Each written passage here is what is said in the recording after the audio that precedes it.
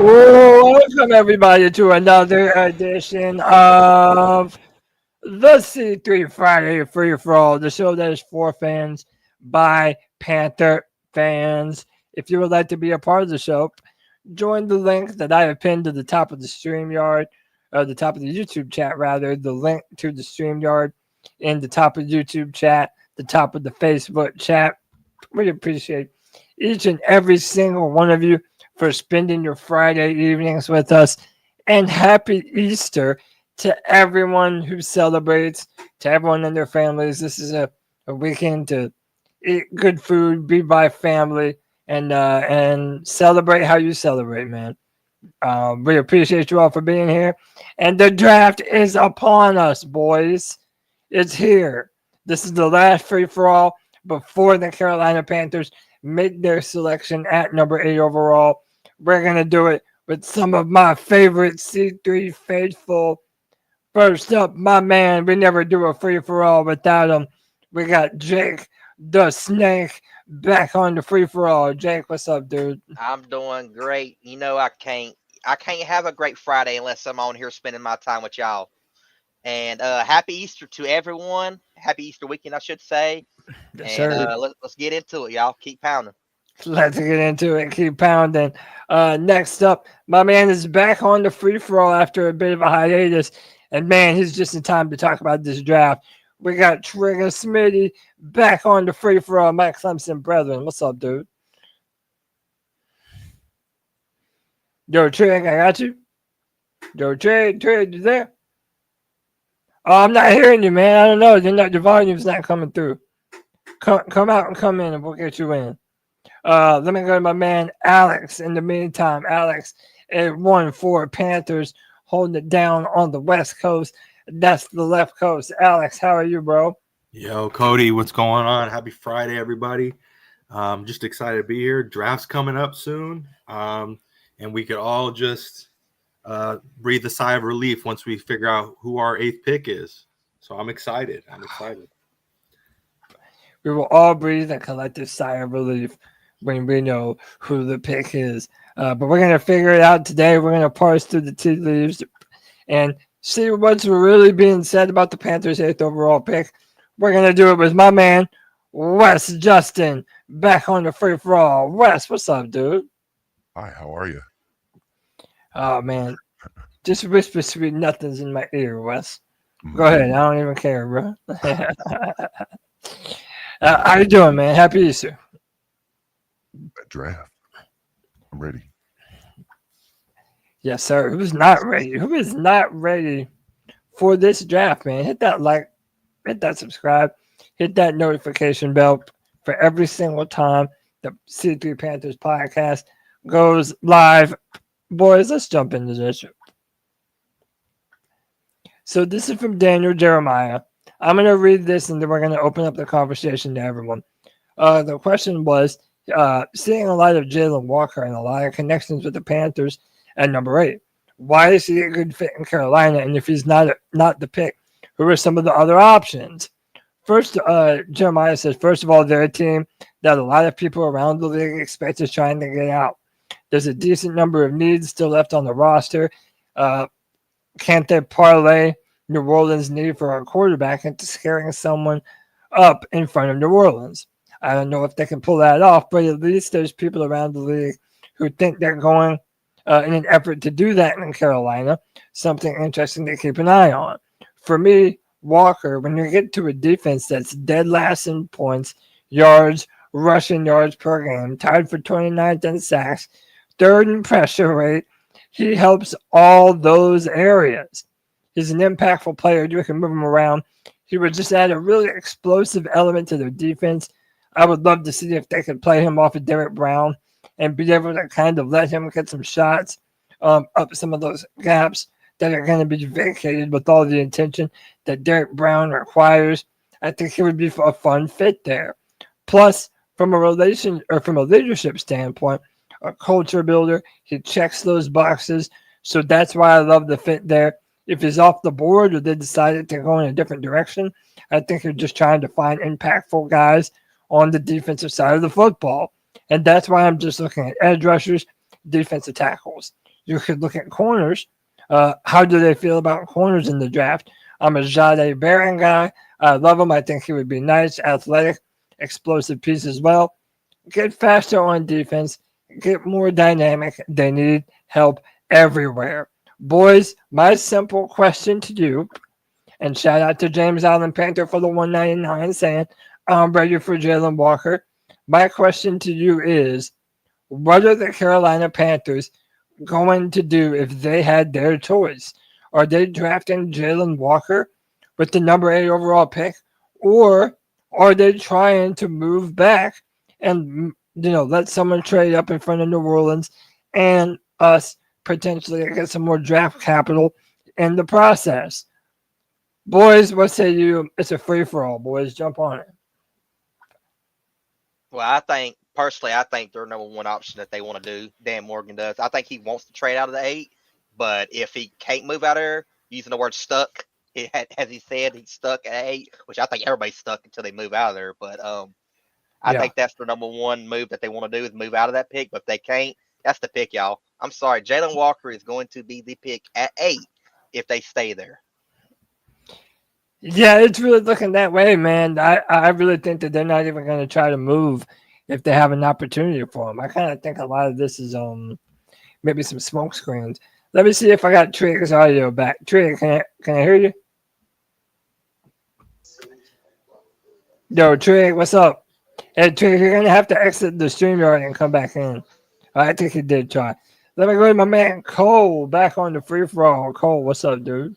Cody, what's going on? What's going on, C3 family? How y'all doing this evening? Chilling, brother. Happy Easter. Happy Friday Happy to you, Easter. man. Happy Good Friday to y'all, man. Let's get into it. Looking forward to the draft. We're almost there, my friend. So this is to anybody who wants to go on this, man. What are the Panthers going to do? Are we sticking around at number 8? Is Jalen Carter the lock at the number 8 overall pick? Or do you agree with Daniel Jeremiah that they're probably going to try to move out at all costs? Yeah, I think it really just depends on, I think the picks before us, what happens with quarterbacks in that situation. Because I think if certain guys drop certain quarterbacks, then that's where the trading back is going to open up a little bit more for Carolina. I still think that Pittsburgh's an option. I think they only have 2 quarterbacks on their roster right now. So that's definitely an option if you want to go back from 8 to 21 and get more picks, obviously. But I honestly, right now, as of now, kind of like what Jake said, it's going to be Jalon Walker or a trade back is what I think. Yeah. What would you prefer? So let me ask what everybody would prefer. Okay. Yo, y'all hear me? Yeah, Trigger, what's up, man? We hear you now. What's up, What dude? up, fam? What up, y'all? What up? I don't know why my system tweaking like that. No, you're good, man. I'm glad you're in here. No, you're all live and clear now, man. Tell me about this number 8 overall pick, Trig. What are we going to do? A lot of the rumors are we're looking to move back, but then, I don't know. I sort of seem to think that they really have a real love affair with Jalon Walker. Also, Jalon Walker did a private workout like a day or 2 ago, and the Panthers didn't attend it. I kind of think this is all smoke screen to kind of pump the brakes on everyone thinking that Walker is a done deal at number 8 overall. I don't know, but Trey, welcome to the free for all. What do you think, man? Yo, I think Jalon Walker is the pick, yo. I'm starting to get nervous because I watched that workout, man. He looked good, bro. Yeah. And I don't know if he fall to us at 8 because those 3 teams in front of us, who I know Jacksonville and the Raiders are in front of us. I forgot the other team, but I don't know. And if I don't see us really trading back unless we just get an offer that we just can't refuse, because Dan Morgan lights up when Jalon Walker name's mentioned. He tries to keep a poker face, but we got a pretty honest GM, man. He loves this guy from the work ethic to the leadership to the physical tools. And I think with bringing Turk Wharton and Derek Brown coming back, you can do so much with him. I don't think he's going to reach his potential, though, to either gets up out of here. Yeah, so, no, not a lot of people have a lot of faith in Navarro right now.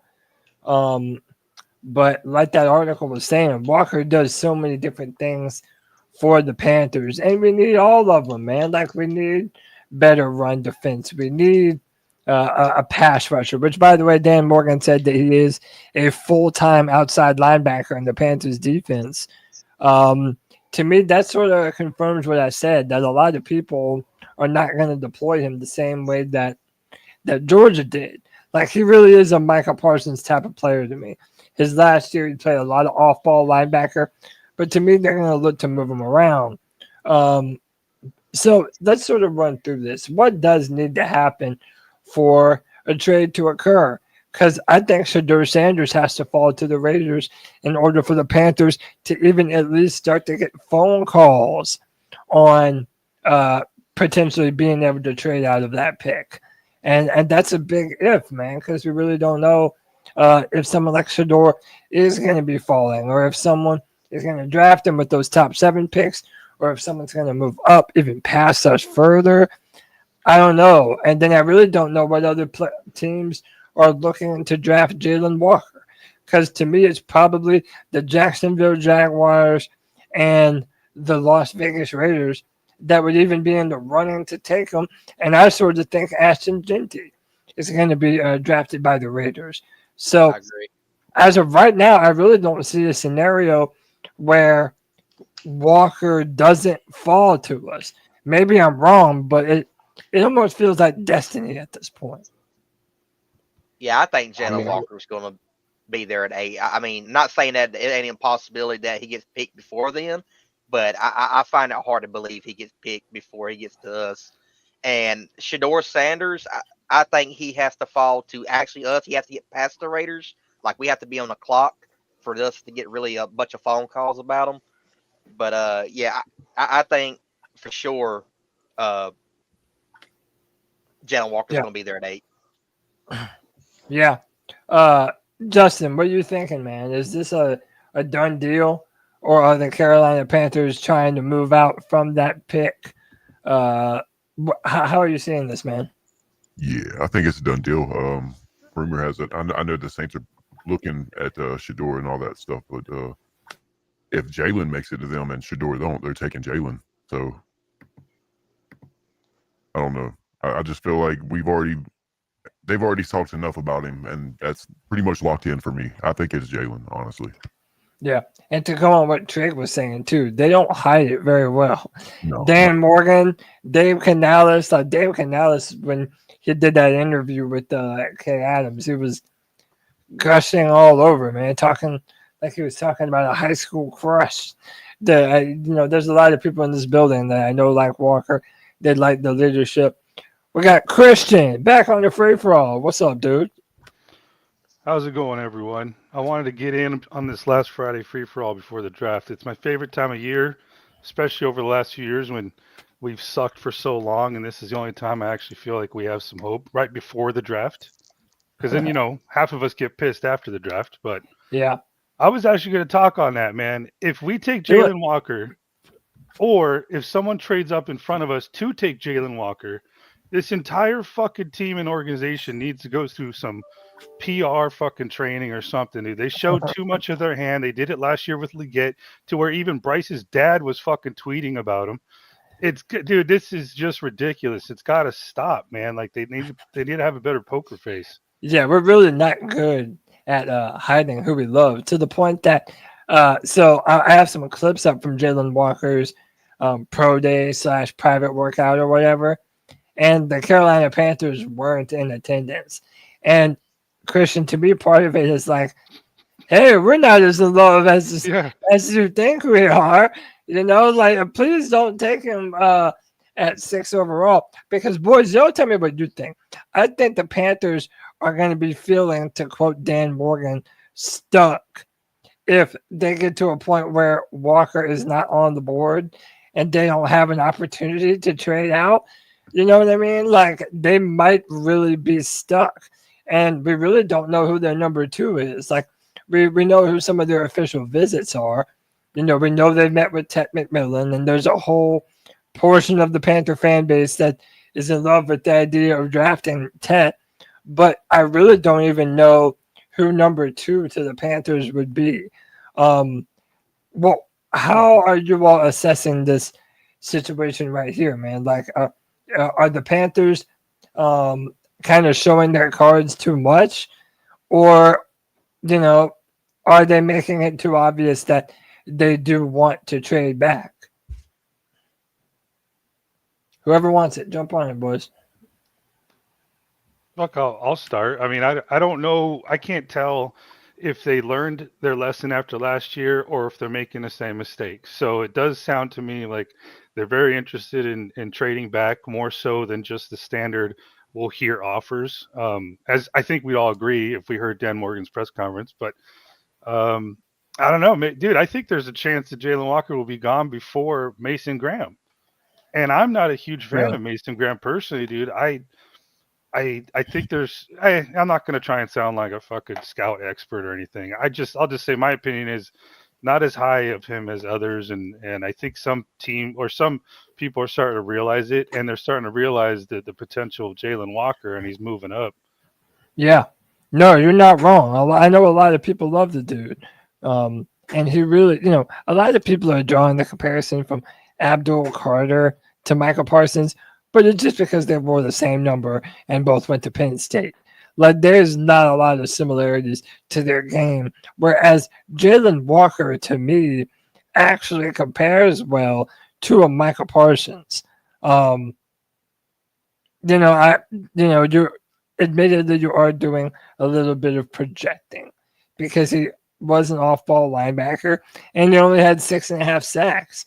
And Dan Morgan said that he wanted to see production, but he didn't really have a ton of production if you're drafting him to be an edge rusher. So, we have Josh P in the chat who says Walker in the top 10 is crazy to me. And I can be honest, a few weeks ago, we had the same opinion. It's only now that I'm starting to try and envision him, how Carolina would use him, and the type of athletic profile that he has, that started to change my opinion towards what he could possibly be for us and how much of a force that he could possibly be. Hey, so Cody, here's another thing that, you know me, dude. I've been a fan since day one, and I couldn't even tell you what Evero truly wants right now. And let me explain. Like, his MO is a bigger edge rusher, who doesn't really get to the quarterback and just sets the edge. But I could ask myself, has he just been doing that because he hasn't had that pass rush talent to go get the quarterback? Has he had to go to 4 down linemen on some sets because he doesn't have the players that he feels he needed? Like, maybe I'm just speculating. Maybe they chose DJ Johnson thinking, hey, we can't find a pass rush guy, so let's just take a set the edge guy.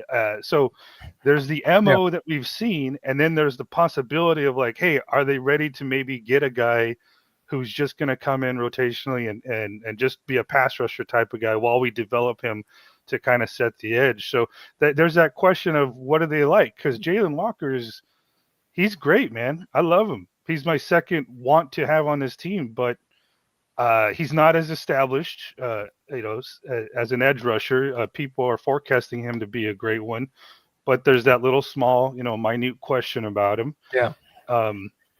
So it's it's kind of like, what do they like? Do they like a sleepy Michael? I would not. That's the one guy I do not want. Period. But Michael Williams. Yeah. I just don't. Yeah. I do not want him, dude. You're not the only one. Well, let me put it this way. What do I know, right? I'm not. Him and Shamar Stewart are like the upside guys that kind of like the stats. Well, they would be good in a 4-3, not a 3-4. Okay. Yeah. Go ahead, Christian. Finish your point, and I'm gonna read the super chat. I think I was just saying that, like, I just don't see the excitement with someone like Michael. I see him as a later pick. He's just not that there's nothing special about him. He just seems like just a guy who maybe has measurables. But maybe that's what, gets Avero's rocks off. I don't know. I would hope that they'd want someone a little bit more explosive and exciting, like Jalon Walker. But hey, man, you kind of mentioned too, like, if we don't have the option of Jalon Walker, who do we go to? You know the answer. Yeah. you know who we should get. Come on now, man. No, I don't think I do. You better be careful. You better be careful because they're going to say that he only has 1 year of production when it comes to Warren. Yeah. I mean, look, man. If we're talking about Warren, I'm down with that. Yeah. Come on, Yeah, Tyler but- Warren. yeah, I knew yeah. when Christian was on. Yeah, if yeah. that's what you're talking, I'm down Hey, with it that. actually may be a good thing if Jalon Walker gets taken before 8, and then we can Well, take I Tyler think Warren. there is no more impactful offensive player that you can take day one than Tyler Warren. But that's just me, man. Hey, shout out to Vietnam 26. Says, can Walker be the edge rusher we need? Has there ever been a 6'2", 245-pound Pro Bowl Hall of Famer in history? Because that's what the top 10 pick is for. Now, This is sort of like an argument that me and Tony were having on Tuesday's show. Do you have to be 260 pounds to be successful? And my thing is there have been so many edge rushers that have been successful at that same height and body weight. So Sean I'm Reddick. not really worried about Von it. Miller? Von Miller. Shout out to Cheshire Cat, who says Khalil Mack, who I think is a great sort of comp in and of its own right. Hey, let me welcome in Locks Man to the Friday Free for All. What's up, Locks? How you doing, brother? What's good, Cold Dog? Who else? Goddamn, Jake, Alex, goddamn Justin. Jake. What's good with y'all? What the hell pick at? He ain't on What's this up, bitch tonight? Yeah, He's trying pick will be to get his mic right. He's having mic issues. Yeah, he said he'll be okay. here a little bit later. But yeah, man, how do you feel about So- this number 8 overall pick? Locks, are we drafting Jalon Walker? Is it a done deal? Or do you think the Panthers try to move out of the number 8 overall pick? If it was me, I would try to trade back, not too far though. I'll probably try to trade back at least 2 to 3 spots. And if we can get an extra 3rd round pick or something like that, and I'll take Will Johnson, and I would just go defense. I would look for a pass rusher somewhere or a defensive lineman somewhere in the 2nd and 3rd rounds. But if they stay put, I believe they're going with Jalon Walker. I would prefer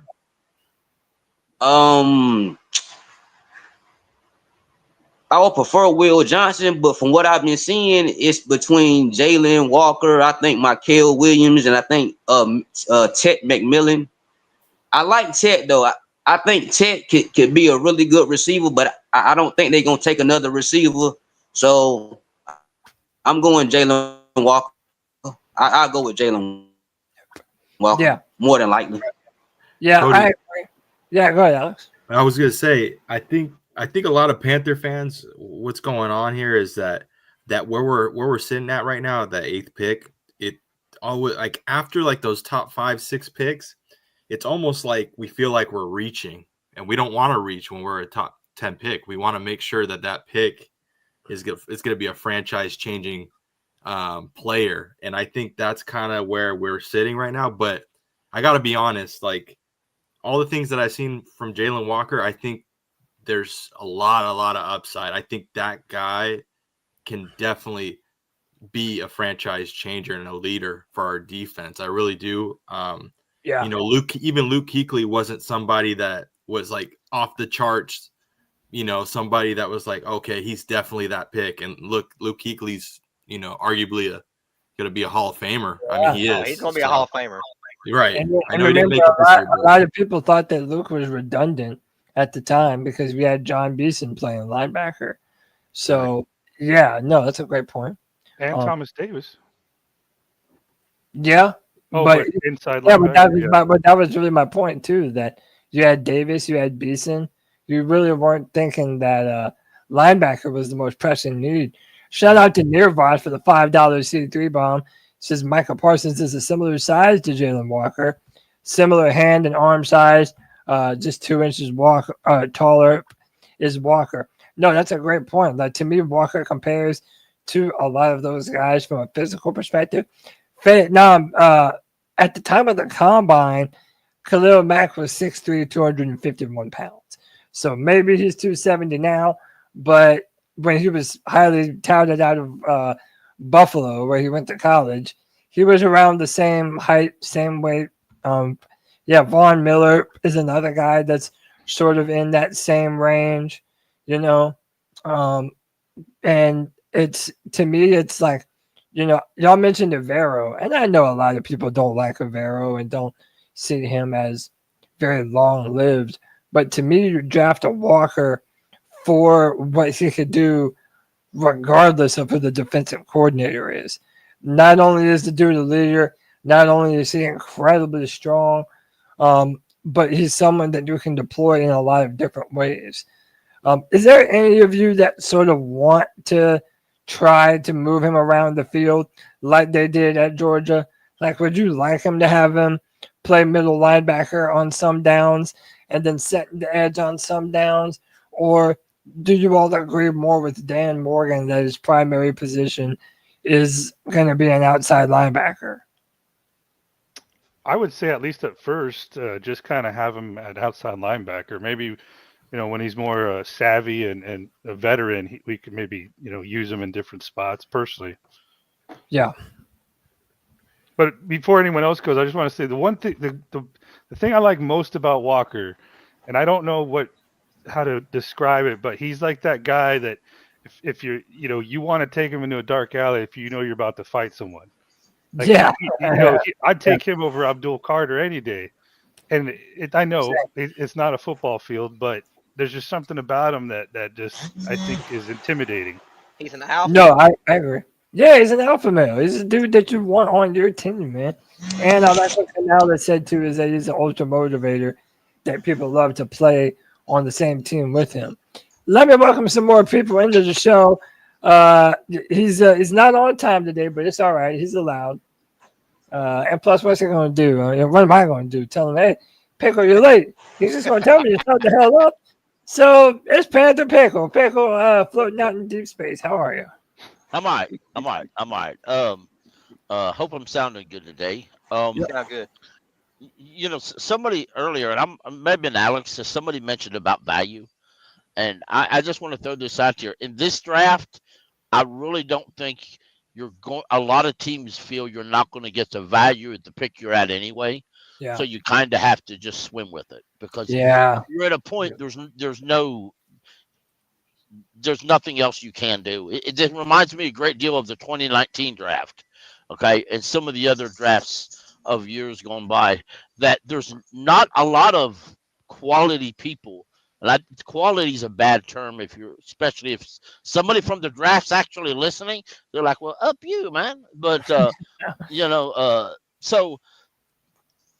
but anyway, it is what it is, and it's like trading down.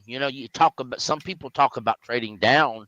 You have to ask yourself, if you're that other team.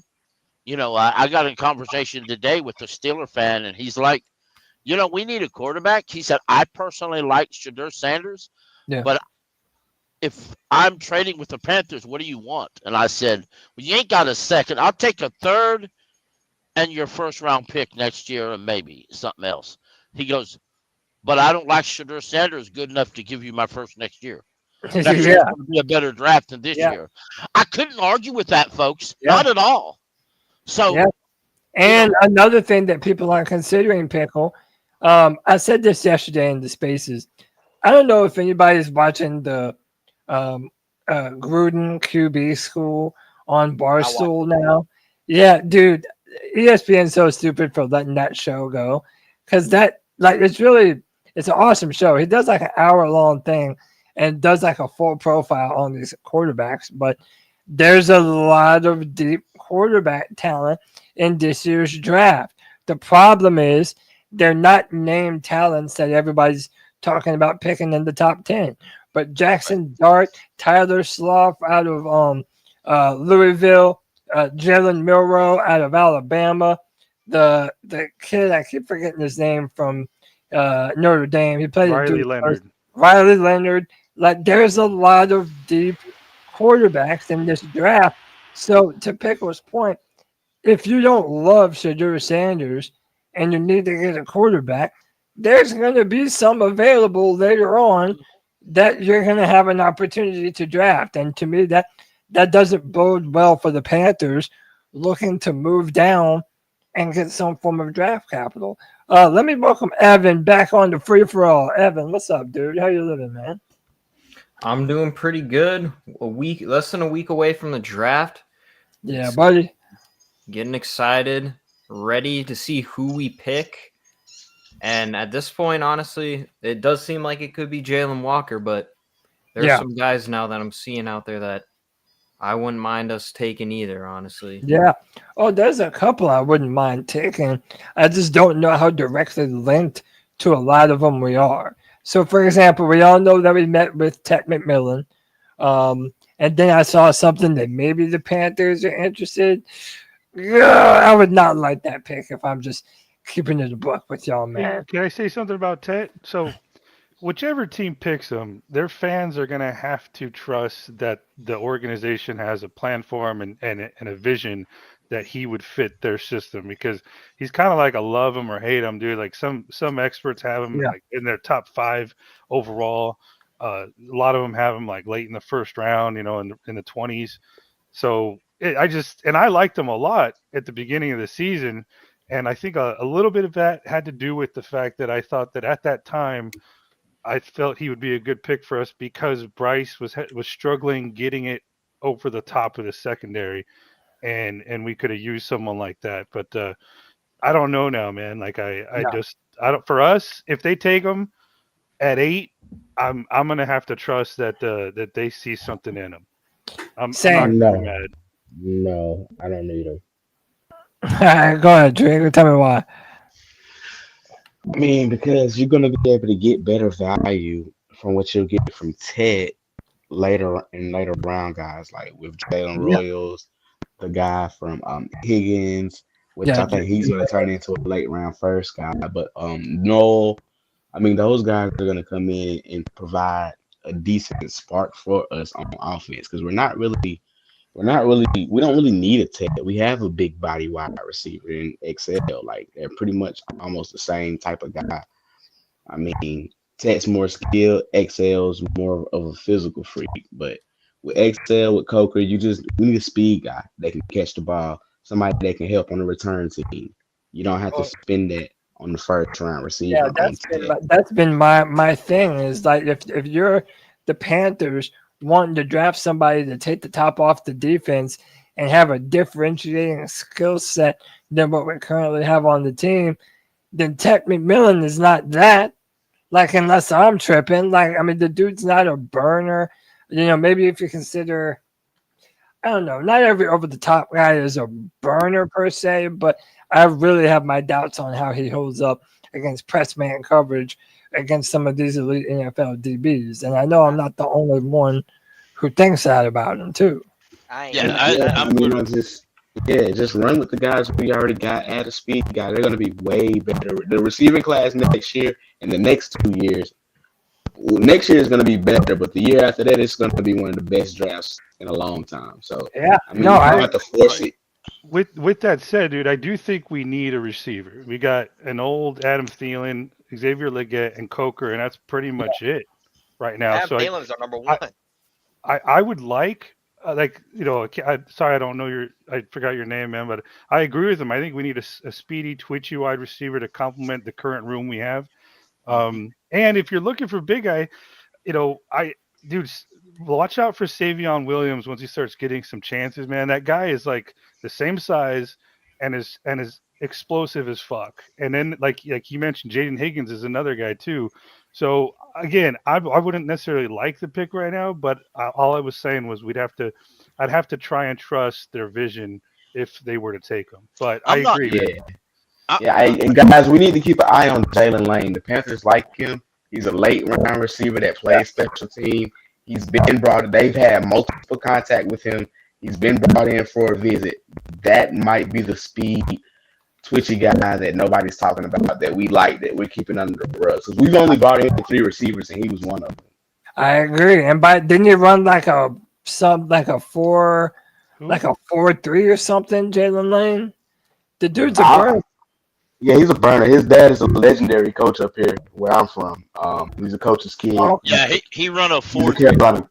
He's a Carolina-born kid, coach's kid. So, I mean, I know the Panthers Dan Morgan talks about liking those guys that come from a football background, so he's someone to keep an eye on.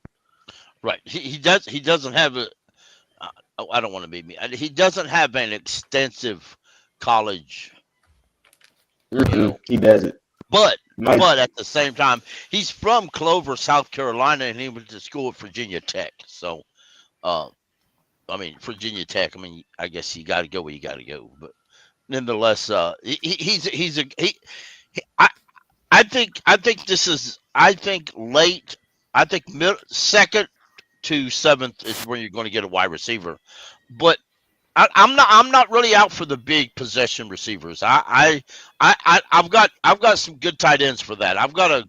I really do, and I want to see what the tight ends can deliver in that route before I go out and waste a pick on another one. Exactly what you got. XL, you've got Coker that can do that. You've got plenty of tight ends to get a good possession guy you can get them a big possession guy. You can get them a dime a dozen. Mm-hmm. Yeah, one speedster to actually look for in the mid rounds is Jalen Noel, and we met with him as well. Mm-hmm. So he's a guy that we could see taken on day 2 for us. That would be a good speedster. I'd love to have Noel. I love that. His stock is rising too. Yeah, both the Iowa State guys, their stocks are going up. Yeah. I think Higgins might sneak into the late first round. I like I can't remember his name. Was it Higgins? That may be his name. Yeah, the guy from Iowa State. I like him a lot, but I'll be honest with you. Unless we trade up in the second, I think he'll be gone before we get our pick in the second. Yeah. But it depends. Right. It depends on teams start taking quarterbacks in the late first, early second. A lot of them teams, if they really want a quarterback, they're going to start trading up, and they're going to surrender second. They're going to surrender their picks to get up that far. So, yeah, I'm a bit real. I think I said this before. I really think that the Panthers are going to have a hard time trading back, which makes me think that the Panthers, if they're going to pick anywhere between 8 and 57, they're probably having to move up from 57. And I don't love that, but as time goes on, I really just don't see a scenario that happens where we're going to even have the offer to trade. Because I sort of broke this down yesterday in the spaces with the boys. So Cam Robinson goes number 1, right? Right now, a lot of the talk is that Travis Hunter is going to go number 2 to the Browns, okay? So then if you're number 3 at the Giants, okay, let's say they go Abdul Carter. They just signed Russell Wilson and Jameis Winston, so I don't think they're picking up Shedeur Sanders. Number 4, who's sitting at number 4? That's the the Patriots just drafted Drake May. They're not drafting Shedeur. The Jaguars are at number 5. They have Trevor. They're not drafting Shedeur. Then you get to number 6, and that's where the Raiders are, and that's where it's interesting because a lot of the smoke around them has been around Ashton Genty. Who I think on draft. Yeah, the running back from Boise. I agree with you, Jake. I think they're probably going to draft him. But what do you do if you're in New York at number 7? Like, are they going to, New York is in the same spot that we're in. You know what I'm saying? And at what point does New Orleans, if they want Shedeur, at what point do they say, all right, fine, I'll give up a couple picks to move up 2 spots to grab Shedeur Sanders? Right. And I first and foremost, I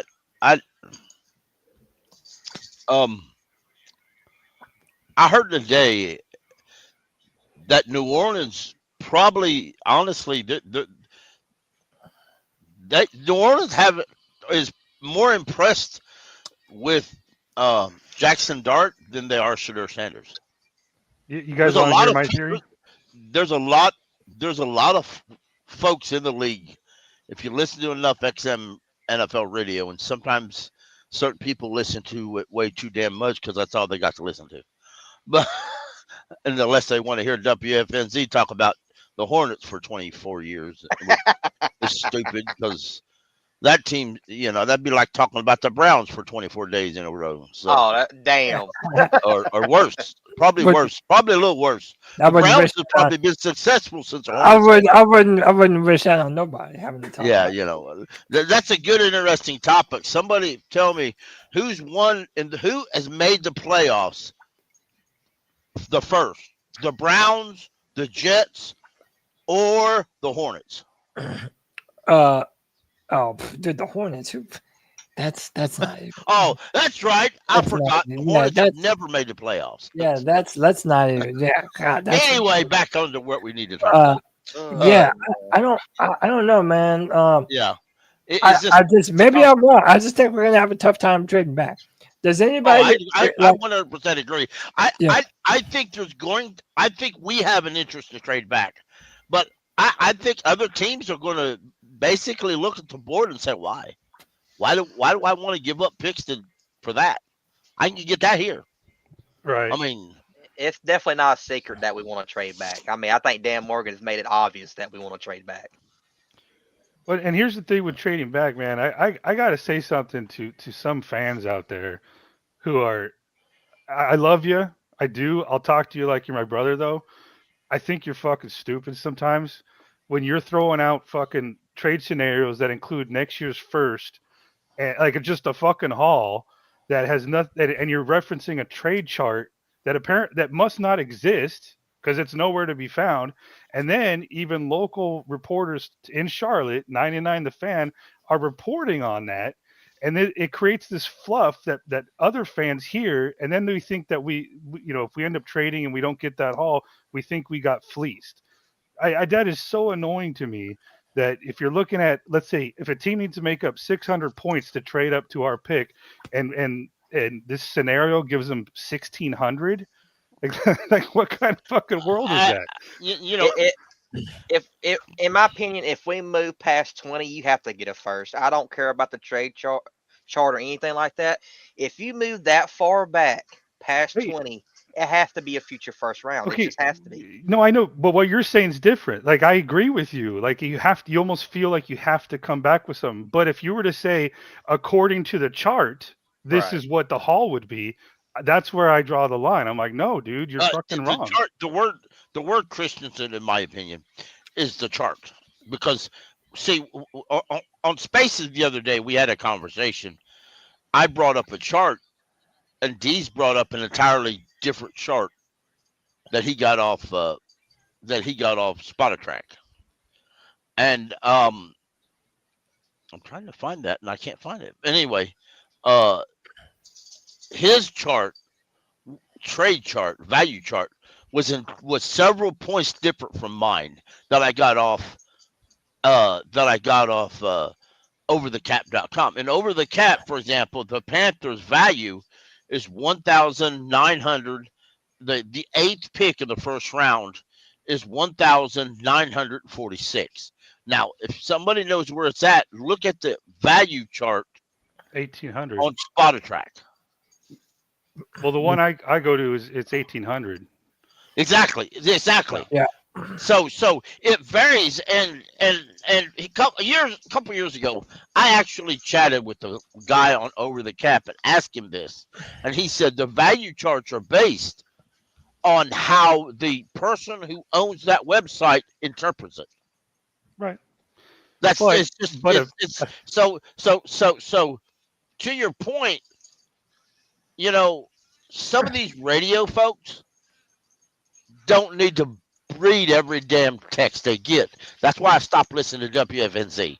When a caller comes in or they send a text and they want to send the moon, the sky, the birds, the ants, the trees, and every pick we have for the next 20 years to move up 2 spots, I no longer have respect for the guy reading it or sending it. The amount of people that are bringing up moving up is like kind of weird. Yeah, so like shout out to Solid Jenkins. He says he saw a trade that says the Giants trade 3 to the Panthers for 8, pick 74 and a 2026 second. Panthers get Carter and Giants get Sanders at 8.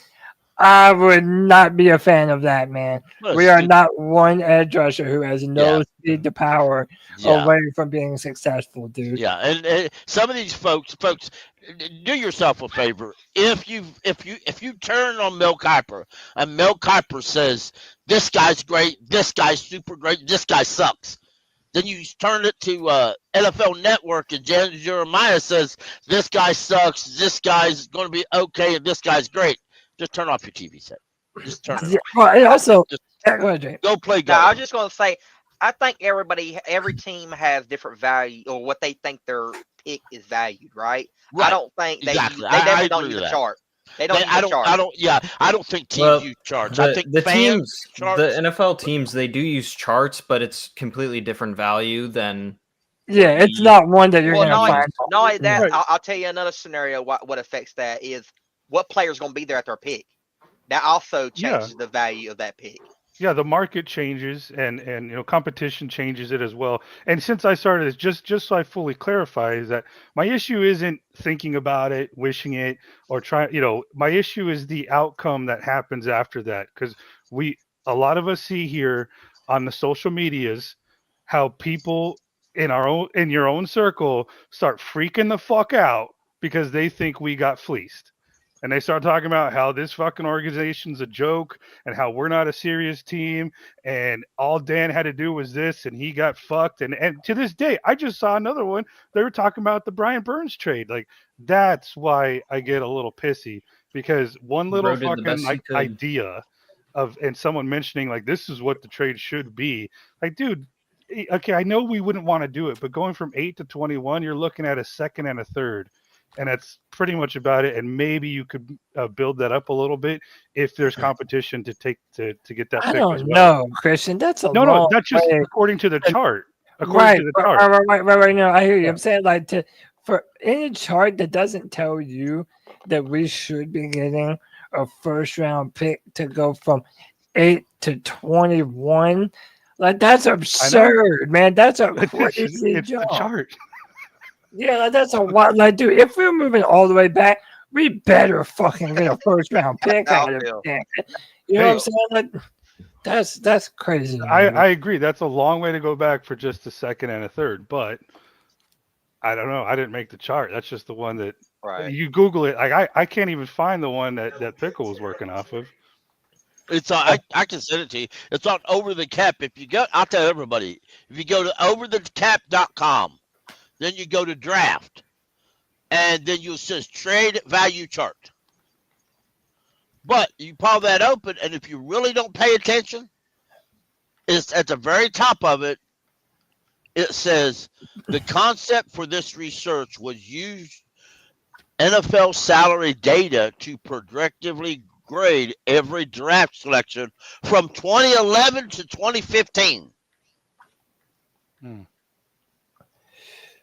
Well, it's a nothing burger, man. It was just a little annoyance I've been dealing with on social medias, but I guess I just try to temper expectations a little bit. Like if a trade down's good, but we also don't want to miss out on a blue chip player, dude. Like there's, I'm using that term loosely, but there's only like 5 or 6 guys that are really considered blue chip right now. So if we have a chance to take them, I think we should take them.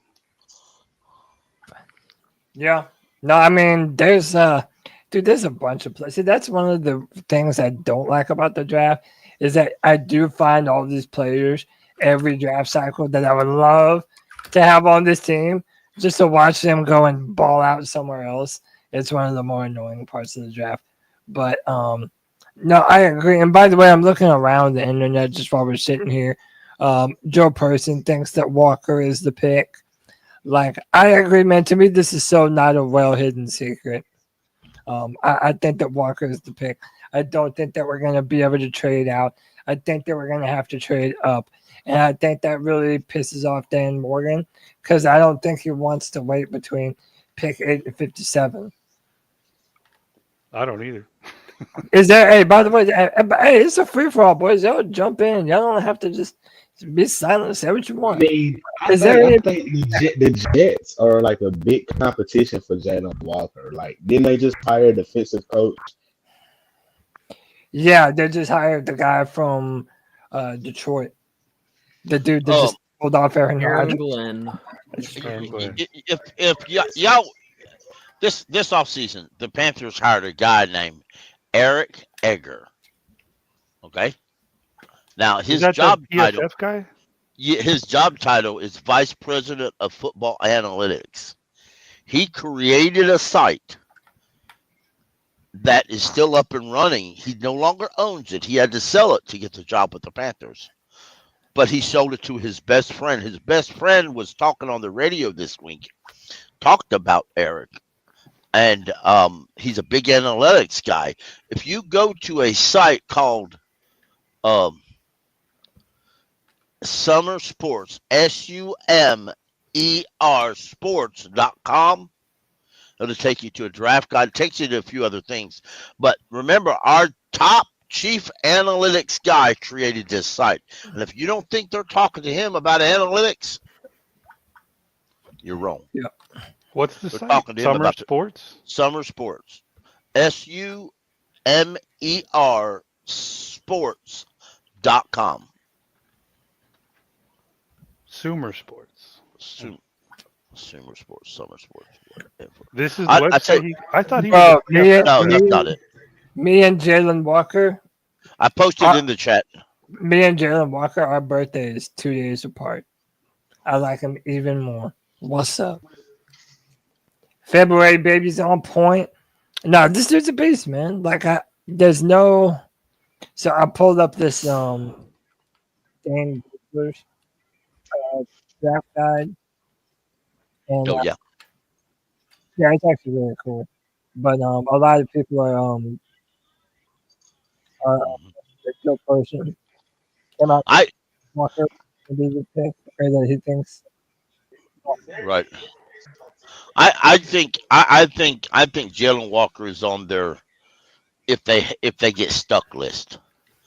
I believe they have a list of who's if they get to trade back, but I think it's going to depend on and that's what gets me. I was listening today and somebody called in and really got mad at the host. I mean, he so much mad they hadn't hung up on it. He was cursing a little and just going off on For what? Because the host, the guy said, if the Panthers get to trade back to 10 or 21, who do you think that's the top of their list to pick? The guy was like, I don't know who's going to be there. Well, that's a dumb answer. I need to know the person remotely. Give me 5 names of who they're going to pick. He goes, I don't know who's going to be there. And the guy said, well, you dumb, bleep, bleep, bleep, bleep. And then they just hung up on him. And I'm like, well, you had too much drink today. You started your Friday off way too early. Honestly, one guy. Do y'all think Jalon Walker is a threat to the Jets, though? I mean, is there any information on everybody that's brought him in for a visit? No. I mean, I'm sure there is if you want to look. I haven't. I really haven't. I don't think. I think. Will the Jets take him? I don't think the Jets are eyeing a defensive guy. I think the Jets are eyeing an offensive tackle or tight end. I know that they really, really brought in Tyler Warren. Yep. They brought him in. They brought him in twice. They did 230 visits with him. Well, they better stop right there. And they really I in my little mock I have him going to the Jets. I do not have him. And if I didn't pick him, I would pick an offensive tackle. I think Jets go offensive player, period, regardless if it's offensive lineman, tackle, or even wide receiver, which would be crazy. I don't think they go wide receiver. I don't think I mean, not really, but regardless, I think they go offensive player more so than defense. Okay, cool. Yeah, honestly, one guy, if we do end up trading down and we are able to trade down, one guy that actually intrigues me, and I know a lot of people haven't liked him because of off-field stuff, and also he had a lot of production at a smaller school, but that's Mike Green.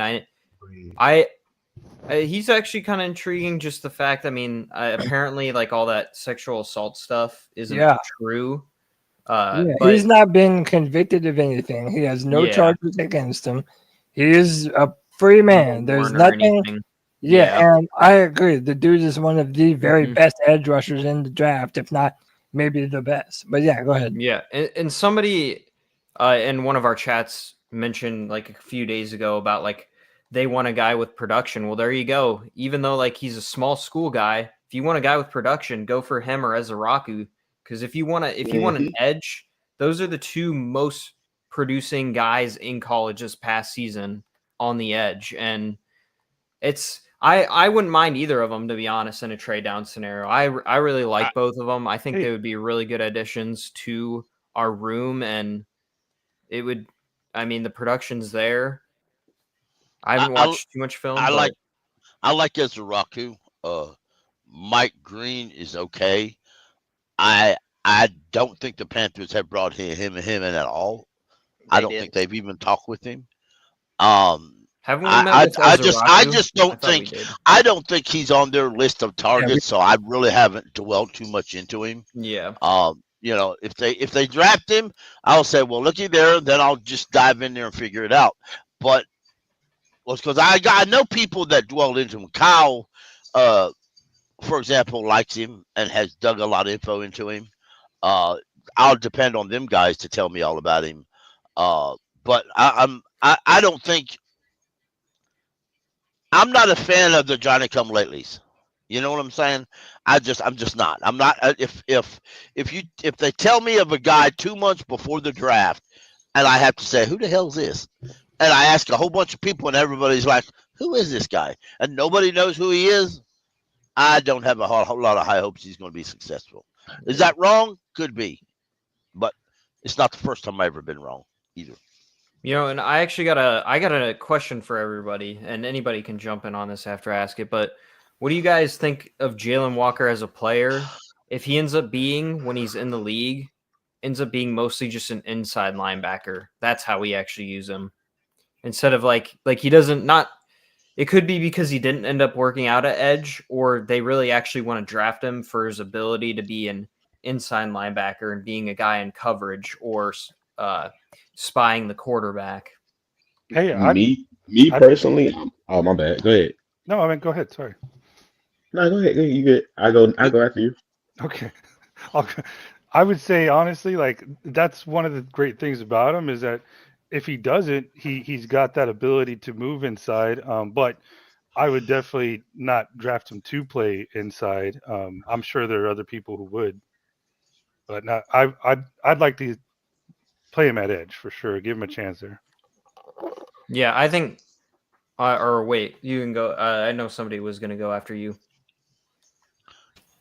Whoever. I'm not good. I ain't tripping. Y'all good? Go ahead. I want to hear what y'all say.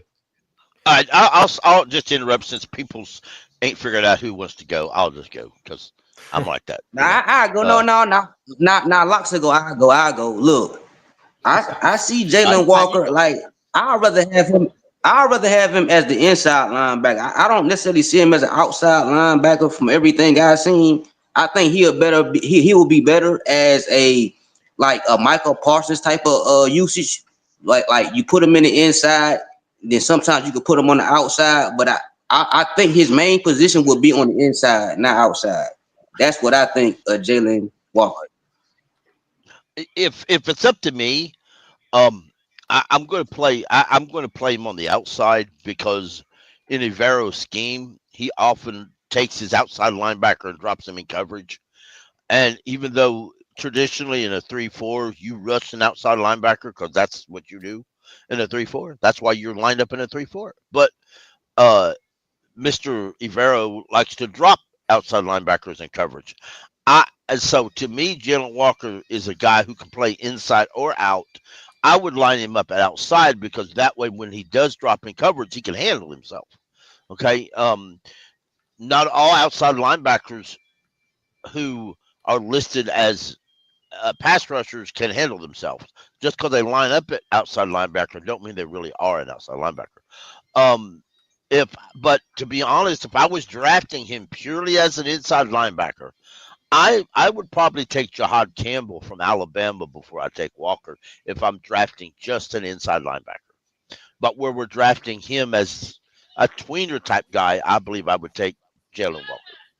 I would use Jalen Walker similar to how we use Louvu, but I would firmly let the offensive scheme and what they're trying to do dictate what I do with him.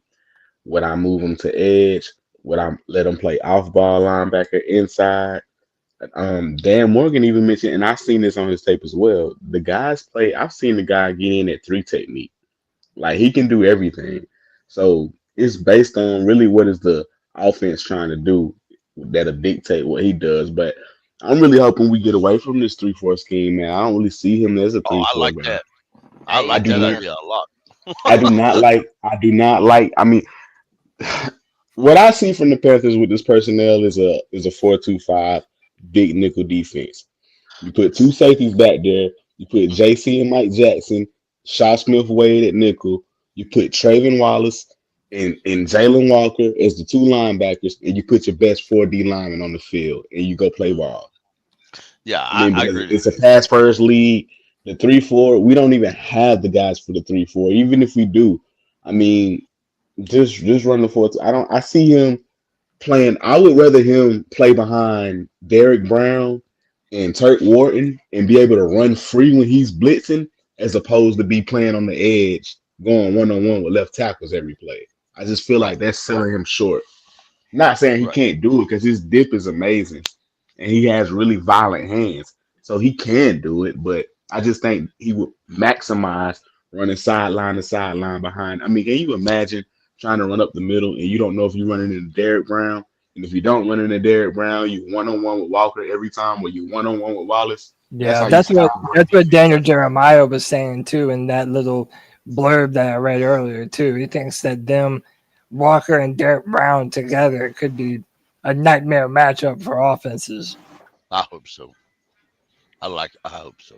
I think I think y'all making a little bit too much out of this 3-4 versus the 4-3. I think look, it don't matter if it's the 3-4 or the 4-3. As long as you got the personnel and they know how to play it, it don't matter about the 3-4 or the 4-3. Everybody like, let's go back to the 4-3. Like, it don't matter if you're in the 4-3 or 3-4. I done seen 3-4 defenses that was number 1, number 2, number 3 in the league in defense. I done seen 4-3 defense that was 28th and 29th in the run defense and pass defense. It don't matter. As long as you got the personnel and somebody that know how to call the damn plays, it don't matter what 3-4, 3-5, 2-2-3. It don't matter. Just get the players and get the defensive coordinator, and it'll work.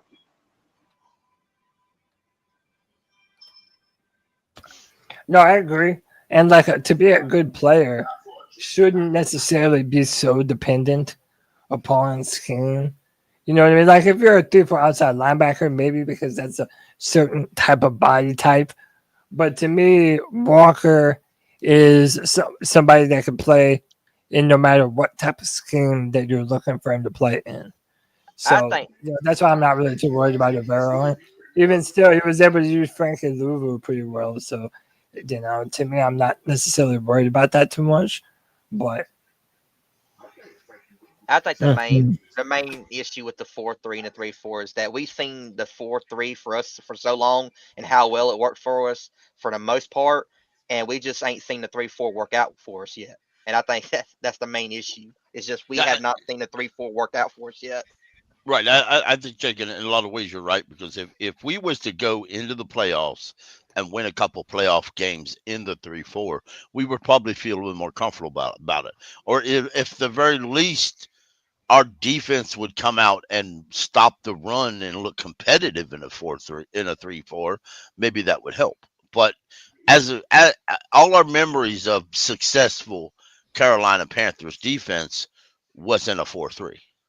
Luke played a 4-3. Peppers played in a 4-3 for us. All these things we look back in memory and we say, well, we've always did great in a 4-3. So every time in the past we've tried a 3-4, we've been miserable. Well, there's 1996. That was pretty good.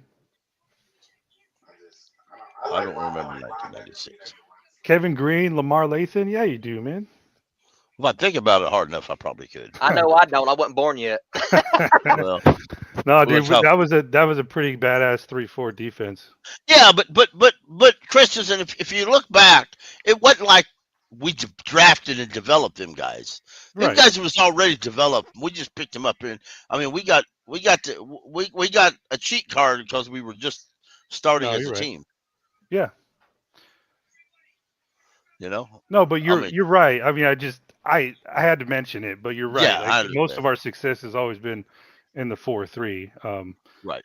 I'm hoping it can work out because if you Right. can get the 3-4 right, it could be downright scary. It's just hard to Right. get it right. And back then, and I'm not gonna. I guess I am, but go a little bit of history here. Back then, your slot receivers had to have balls of steel, so to speak, because if they run across the slot, either they caught the ball or they ended up unconscious. That's just how it was back then, you know. The good old days. And and when you sacked the quarterback and he got up limping, you all celebrated. Yeah, hell yeah, break a damn leg. When generally speaking, when a receiver got Those off were the line, days, huh, you had to Pickle? fight like a son of a bitch, get open. Nowadays it's more sissy ball than real live physical football. I have a question for y'all. Mhm. And chat, get in on this too, man. Like, who do you guys not want in the first round or at pick 8? Like, of all those that have been connected to us and we've Tet. shown interest in, who Tet. do you? Tet? Ted and probably Shamar Stewart, the defensive tackle out of Texas A&M, maybe in the second round, but that dude's very raw. He's a physical freak of nature, but he needs a lot of work. I'm out on And Mike Green too. for real, Yeah, why? I'm out on Mike Green. I mean, it has a lot to do with they've been saying that the 1 year production thing. Dan Morgan said he wants a player that has production. And that one year production, man, and I mean it was at Marshall too. I'm not gonna say that he ain't gonna be a great player because he damn well probably will be, and I'm probably gonna be eating crow later on. But I mean, me personally, I'm out on it. I'm just out on him. Yeah. What about you, Pickle?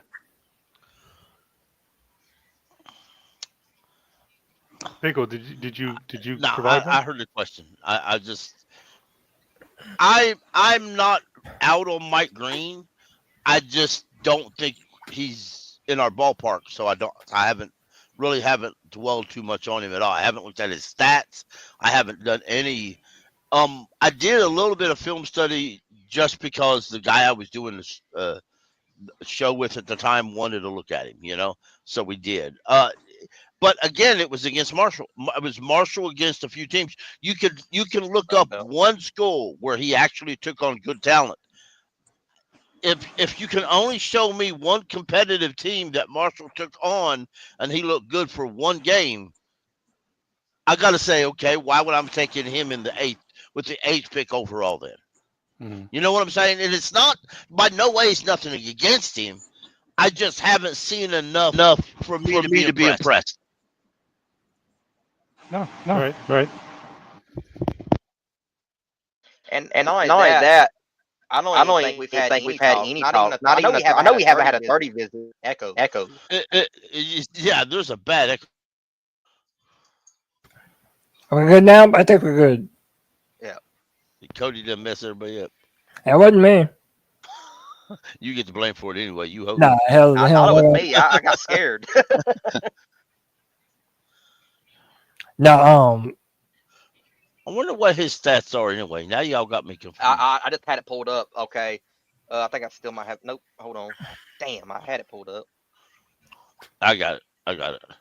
Well, he did play 1 year at Marshall, but he played more than 1 year of college football. He played 2 years at Marshall. I believe. I see. He played 2 years at Marshall, and he played at UVA. Wow. Yeah, I'm gonna agree to that. His first year at Marshall, he had 22 solo tackles, 4.5 sacks, and a forced fumble. His very next year, he had he had 38 tackles, 2 pass defenses, and 17 sacks and 3 forced fumbles. And that was his last year of college. Of course, now he's in the pro. Now he's in the draft. I probably wouldn't have trouble taking him in the second. I don't know that I would take him in the first.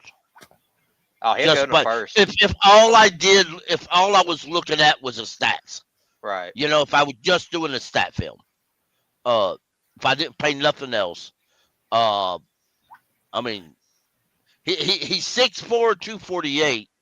So I'm not going to get on his legal issues if they, and I know it was all dismissed, but it is what it is. I think the last guy that was successful that came from Marshall was the wide receiver. Randy Moss. Randy Moss, right. That's not, I mean, we've drafted a guy from Marshall. No, we didn't draft him. I don't think we did. We got him in unrestricted. He's a UDFA. We got a fullback from Marshall once, a UDFA. So what about you, Jake? What? Who do you definitely not want? Did you say Tet? No, all right. No. Michael Williams would be my number one option. Who I don't want at 8. I'm completely out on Michael. He would be good for us if we ran a 4-3. I just don't know how he would fit for us in a 3-4. But yeah, I would even say Michael Williams. I'd rather have Mike Green at 8, even though I say I'm completely out on Mike Green. Yeah. Between those two, I'd definitely rather go with Mike Green over Michael. Yeah, I would take Shamar Stewart over him too. What about you, Evan? Who you out on? Honestly, at this point, if we took a receiver, I definitely wouldn't want it to be Tet. I think Tet's one of them for sure. I think honestly, he's probably the only one that I could really think of right now. Off the top of my head, he's really the only one that I probably wouldn't want us taking. Damn, Tet's not getting much love. Yeah, it's not that he's not good. It's just, I mean, I'd rather take a Matthew Golden or a Mecca Ibuka in a trade back if we took a receiver. I do not want Ibuka. No, I'll tell you the truth about Tet. To me, strictly to me, Tet was overhyped by the fan base. He really is overhyped by fans. National media didn't even start talking about him until a lot of fan-based mocks kept including him in the top 5. Yeah. And then the national media felt they had to talk about him. They were getting questions left and right by reporters about him, so they started talking about him. They all have a different answer, and the majority of the ones that you do this for a living, not counting Stephen A. Smith, who's a bumbling idiot, right? Not counting guys who just do it for one-year wonders. Majority of them don't want Tet nowhere near in the top 10. Not even most of them have Tet going in the first, but around pick 20 or pick 15, something like that. So pick, and this go for anybody. So what make y'all think Tet is overrated? He's not a top 10 wide receiver because his production, it shows it. Like his production does. He does got great production. I still hear, and even when I try to watch film of him, and right now some folks are criticizing YouTube filmage, I watch what I can get. I don't give a damn what side it is. If I can get it to watch it, I'll watch it. And there's not a lot of separation. There is certain plays or separation, but that goes with any play depending on the play design and the scheme and who he's taking on. So I try not to dwell on one play. Like there's a play floating around where he just outruns the receiver. That's a nice play, but if you go in details and you hunt up that corner wasn't a corner. That corner was a third string safety in college that shouldn't have been playing anyway because he was a freshman. And I'm not dismissing that. There's things I worry about Tet. Number one, the separation. It's hard if you can't separate yourself in college. There's no way you're going to do it in the NFL. And then you go beyond that, and then the little scandal come out about he doesn't watch film. Well, yes, I know that little tape was 2 years old, but he's never come out and denied that I'm aware of. He's never come out and updated anybody on that. Has he talked to teams? Yes. I'm sure teams have called and talked to him about it. But you get what I'm saying? To me, and at the same time, if I look at him and his skill set, and I say, okay, he's a great skill set, but his skill set is, we already got that. That's We what I got more say. of that than we need. Yeah, that's So awesome, too. I don't But want to my add problem, somebody else with the same skill set. my problem with Tet is I watched this film, I broke it down. Number one, bro, you too big to struggle against press coverage like you do. When he plays a good corner that really gets up in him, his releases aren't clean like you would expect for a 6'4" guy. And when your releases ain't clean and your speed is already not top notch, that's where the separation issues come in. And it's not because he's too big for that. He should have no problem getting off the line. So that makes me question your mentality. And just the simple fact of, bro, if we're gonna draft a skilled player in the top 10, a running back, a receiver, a tight end, you better be a bona fide game changer, or it's a wasted pick in my eyes. Yeah, that's I mean, if you're gonna get a D end, a D tackle right there, but if you're gonna get a corner, if you're gonna get a receiver, it better be a bona fide guy, face of the franchise, a Malik Neighbors type guy, a Marvin Harrison Jr. I don't see a receiver like that in this year's draft. And coming out the worst defense we had, yeah, I'd rather take an edge. I don't want to tackle at all. I'll just play it out, say that. I don't want to tackle in the first round at all. Don't matter who it is. I don't want to. All right, boys. Are y'all ready to jump into this, man? So originally I said yesterday that we were going to do all 32 teams. Have to call an audible. I can't be on here too long tonight to do two of them. So what we're going to do is we're going to do our final Panthers mock draft of the season. And we're going to try and do our best mock draft that we've ever done. And we're going to try and do that shit right now. Are y'all ready to bang out the final mock draft of the season for the C3 Friday Free for All? Before we draft, let's be real, before we draft Jalon Walker at 8 overall, are y'all ready to do this? Hell yeah. Let's do it. All right, here's what we're going to do. I have a list of everybody I have on StreamYard. I'm going to go opposite order each time we get to a Panthers pick, and we're going to vote on who we want that is available. If you want me to look at a certain player, just tell me. If you want me to explore a certain trade, just tell me. And then we'll make it work, boys. Y'all ready to go? Right. All right. And 5, 4, 3, 2, 1. Let's roll. All right. Cam Ward, Travis Hunter, Abdul Carter, Will Campbell, Will Johnson, Ashton Jenney, Mason Graham. All right. So Houston, they're calling. They want us to move back to 25.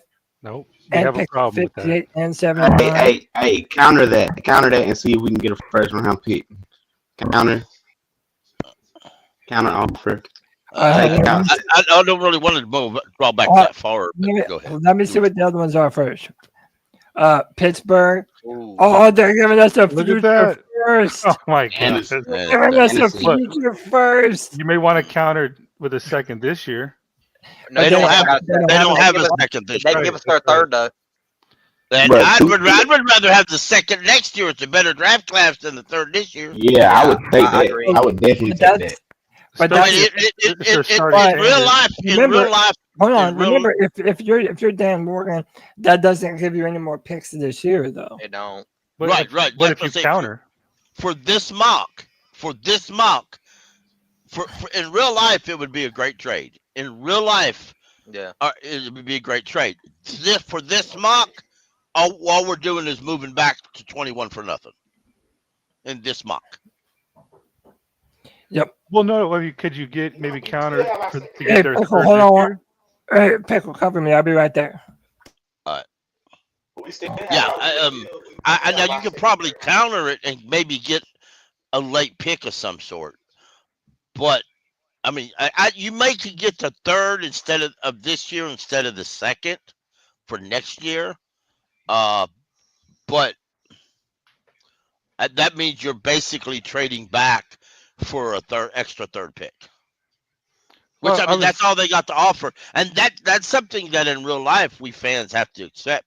Because if Pittsburgh calls and we just decide to take an offer, it at the very most, it's going to be a third. It's going to be the 21st and a third pick, well maybe a pick or two next year.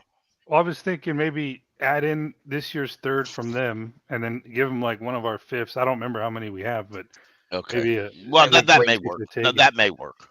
I think we have 3 fifths. We do have 3 Oh yeah. fifths. So then maybe later, I love we all put our GM hats on right now. We're all sounding so serious. Yeah. But no, maybe, and then we could package some picks to go up to move up in the second round. Well, if you look at this board over here at the side, Shadur Sanders is available. So Pittsburgh's trading up to get Shadur Sanders. Yeah, that's who they would pick. Watch. Hey, I'll be right back, boys. I'll be right there. Hey, Pickle, I got a question for you, bro. You think Pat would like that trade since he's a Steelers fan? Oh, absolutely. He would take that tomorrow. Now, he won't like it next year. That's what I'm saying. If because you're giving up a first and a second of next year, but I would like it. Yeah. I mean, I like it. Because if things go like they appear to go now, we'll come next year with a really good draft class. We'll have 2 firsts and 2 seconds. And if they're starting Sanders, that could be an early first. Well, yeah, it depends. And to be fair, the Steelers have other issues besides quarterback. Mike Thomas never had a losing season. Yeah, they don't have a tackle. Now, here's what I would do, though. If instead of taking the 5th, I would throw in a defensive tackle because they do have needs at tackle. Reckon we could scheme and get Shy Tuttle off the roster and give it to him? I'd send him and a barbecue plate for free. How about Nick Scott? We do that? Nick Scott. All right, boys. What have we decided to do? We decided we're going to send Shy Tuttle, Nick Scott to the Steelers. And a barbecue plate. So, y'all want to take the Steelers deal? Well, go back to the Steelers and counter it. We want to see something. All right. Now, can't add a player. Put this year, check on 83. Yeah. And now go to ours and put in next year's 6th round pick. See what it does. I'd give them. That'll be rejected anyway. I'd give them 6. Go ahead. 146. I was going. Well, I won't know about that. I'd probably give them 140 because I don't know if they would do 146. Like I would want to give them 146, but you probably would have to give them 140. Well, try. Click on 146 and see if they'll take that. So give them 8 and 146 for 21, 83 and next year's 1st and 2nd. Right. Yeah. All right. Yeah. Oh, then rejected. Yeah. I kind of figured it would be rejected. Damn it. Why y'all not taking just the 1st and 2nd next year? What's wrong with the trade? Well, it's what I said. For this mock, for in real life, that would be a great trade. For this one mock, it wouldn't help you at all. Yeah, because we're doing all 7. But that's for next year, which would be good for next year, but it doesn't help us this year. Click back on trade offer. At 21 though, so it depends on who's on the board at 21. If we make that trade, if we make the trade, we can just pick whoever. If we can pick somebody at 21, they're offering us. Well, yeah, but we can. How many did y'all want? It's up to y'all. If y'all want me to try to get back that same deal, I would I take can. that trade and see who's on the board at 21. I mean, we can get value at 21 and still have 2 first-round picks next year. Well, I mean, the next year's fine, but I ain't going to use them picks till next year anyway. Cody, So it ain't going to help me this year. Well, Doing this pop. Wait, hold on. Go ahead, You Jake. don't know who's going to be on the board at 21. click 83 right quick. Yeah. I don't think this will get rejected. I'm going to try it. Give them that, and then give them 114. I mean, 111. 111. Give them 111. Try 11? that. Yeah, 111. Try 111. You sure not 14? I don't know if they'll. You could try it. It's going to get rejected, too. I think you would have to give them 111. Yeah. Nah, rejected. Make the trade as it is, and let's see who's on the board at 21. We can still find a great player, impact player at 21, and still we can win for next year, and we can still make it a win right now. They offering 21, the first round pick, and the second round pick for our eighth pick. Is that what y'all want to do? I don't care. At this point, just do it. Let's see who do falls. Yeah, let me play GM real quick. No, they rejected it. They want to give it. They So, rejected trade it. offers. they- Okay, so go quick green button trade offers.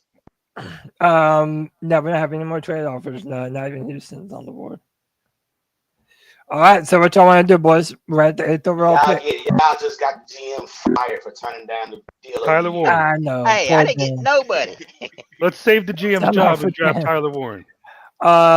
Yeah, so what y'all want to do, man? Jalen Walker's right there. Tyler big. Warren's right there. I mean, y'all want to make it simple and just do what you do. Take Tyler Warren and then put together the trade to go get the Boston College edge in the second. That sounds like fun to me. If we're All trying, right. I was just But going to we say, have to- realistically, if we stay at 8, we already know realistically what the pick would be. So let me see where Donovan's ranked. Let me live my dream, Jake. I know. So Donovan is at 37. So once, And he's a baller, yeah, bro. yeah, He's a we're gonna baller. have to trade up. I Probably love Xavier White too. Gosh, I love Xavier White. Probably That's pretty a early. badass into the safety. second round. What? All right, we're gonna vote. We're doing the voting. Yeah, we're doing the vote. We're gonna start with Jake. Jake, you're at the top. Jalon Walker. Jalon Walker dropping gems. Tyler Warren. Tyler Warren, locks. What say you, man?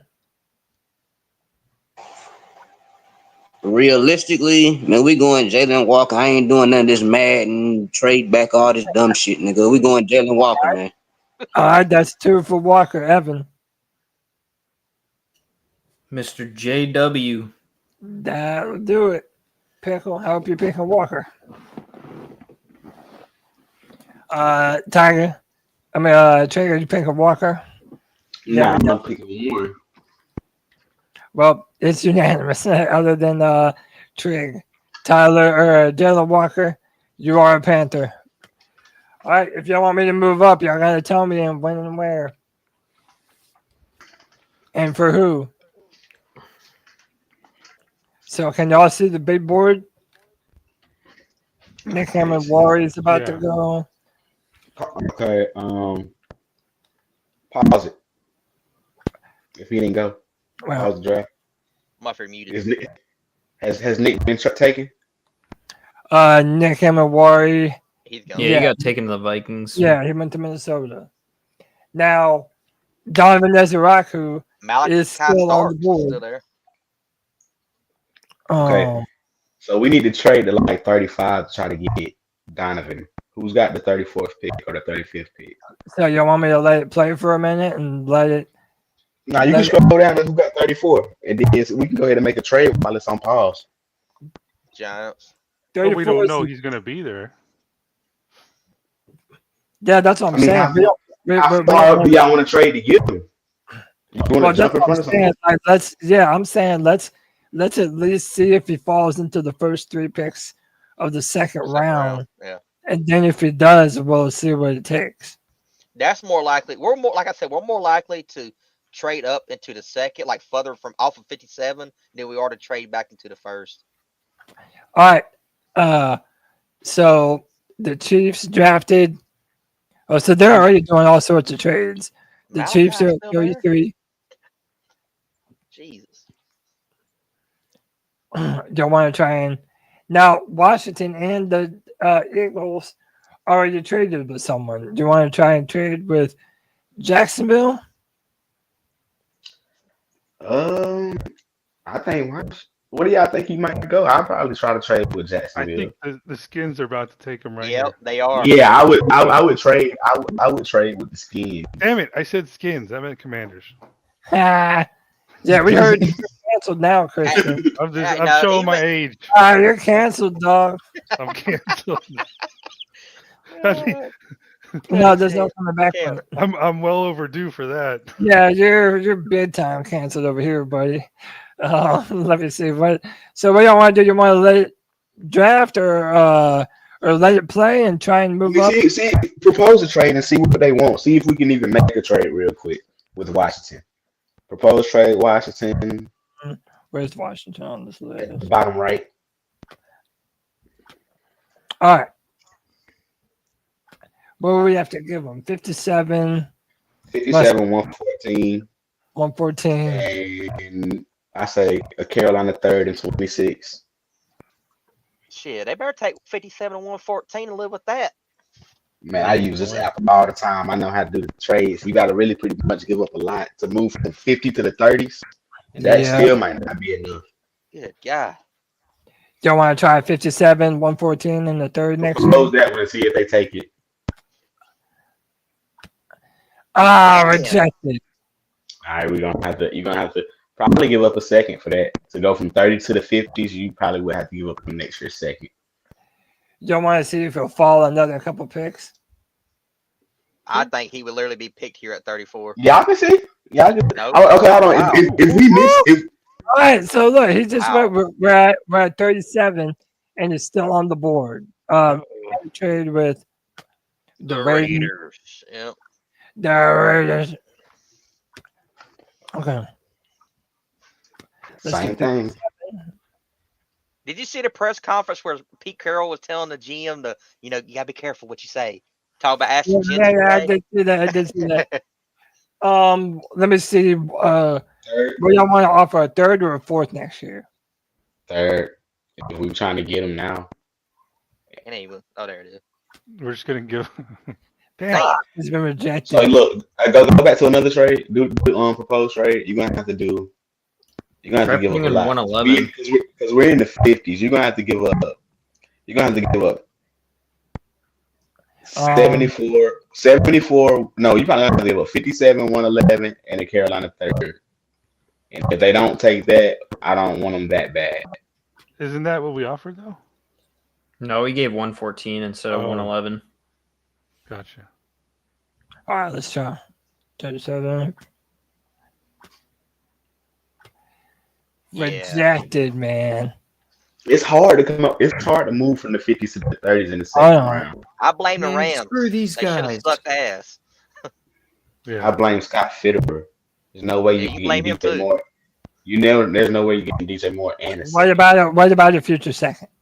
Just do a Man, 57 in the second. I would. Do 57 and a second. Don't do 57, 111 and a second. That's a whole fleece. They're not going to do that. We're going to have to give them 3 if we wanted to. These guys are jerks. I know. Yeah, I just. Yeah. These guys think we're Scott Fitterer out here. Like, what You the keep heck? trying to give him picks, Cody. How else are we going to do it? This Take one my gonna get pick. accepted. This Y'all one gonna know, get yeah, accepted. Dan Morgan would never do this though, y'all. I'm I telling you. know he would. All right, so y'all just want to let it roll? No, you can That try. one gonna get accepted. I say let. Well, I don't know. That one's gonna get accepted. Did y'all want to try this? 57 and 111 in a second next year? Do it. Accepted. Oh my gosh. All right, now we are drafting Donovan Nezaraku, right? Yeah, There's no. that's my Yeah. vote, anyways. So You we know just what? Take we Amari basically Hampton. just came away with Walker and Ezeraku. And next pick, you gotta take the offensive person. Whoever the best offense. Dang, I don't know. We might have to take a safety with the next pick because we desperately can't walk away from this draft without a safety. That's what happens, man. You give these defensive guys an inch, and they just want to take all our picks. All right, Donovan Izaraku, you're a Panther. There should be a decent safety at 74. At least the mock drafts I did, there's usually at least one safety. How the hell is Xavier Watt still there? Oh, now he's gone. Now. Yeah, now. You jinxed it, bro. I know. All right, we're coming up. Ah, damn, they went Makuba. Dang, man. There's Kevin Winston. You got to stay there, Kevin. Don't go nowhere, Kevin. There he is. And all right, 74. Okay, so they want us to move back to 83 and give us pick 123. I'm good on that. Fuck Atlanta, right? So reject them both, right? Yeah. All right, what y'all want to look at? Safety? Safety receiver who's on the board. Go to all, and let's just see who's at the top. Lathan Ransom's there as well. Jared Wilson, Alfred Collins, Ozzie Trapillo. Check what receivers are left. Jack Beck is number 1 so on the board. Yeah, Jack Beck. Yeah, no Jalen Noel at all. I would take Torrey Horton over all of those guys on that list. Oh, Jalen Lane's still available, y'all. So if you want to, we can get him there. And Isaiah Bond's still available too, man. And now he's got some stuff surrounding him too. What safeties? Go to offensive tackle and safety. Tackle, Ozzie Trapillo, Cam Williams. I know we met with Ozzie. Kevin Winston Jr. and his number 75 on the board, and we're picking 74. So my vote is either Kevin Winston or Latham. I think we're getting Jonas Sanker at some point. Oh yeah, the season ending. He had a season-ending injury, but he probably could have been a first-round pick. Mm-hmm. So y'all want? All right, let's vote. Trig, you're up first. Who you voting for, man? I'd take that offensive tackle. Which one? Trapillo? The one that's at the top. I think he's like 76 overall. Yeah, Ozzie Trapillo. Yeah, Trapillo. All right. Evan, what say you? We got one for Trapillo. I'll go for Kevin Winston. All right. Locks, man. Locks, you still with me? What's the safety still available? Who's still available at safety? Kevin Ransom and Kevin Winston. Kevin Winston's the highest available. The Penn State safety. 6'1", 215 pounds. So Watt's gone. Mm-hmm. Yeah. And we're in the third round. Mm-hmm. We are in the third round, yeah. Is Noel still available? Yeah, but he'll be available later. He's ranked at 126. So he'll probably still be available later. Okay. Talk about which Noel are you talking about? Jalen Noel, Jalen Noel. Oh, he's gone, isn't he? No, he's there. I thought he was gone. I thought he was gone as well. No. It was a different one you guys were talking about. Yeah, it was Jalen Lane. Oh, Jalen Lane. I'm thinking of Jalen Lane. No, yeah, Noel. Gone. Yeah, Jalen Lane's still available.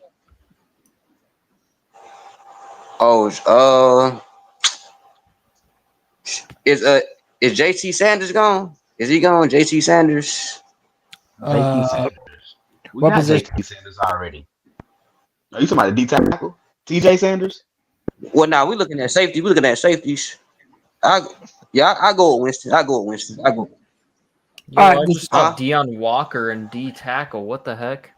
He's still on the board? Yeah, Deion Walker's still on the board. Oh, can I change my pick, Cody? Yeah, you're gonna change your pick. Oh, his stock dropped though. Why is he ranked 94? He had a way higher. You can look at any mock draft; they're all different when they got their players rated. Like it's crazy. This is the only site I use. This is the most accurate one, I think.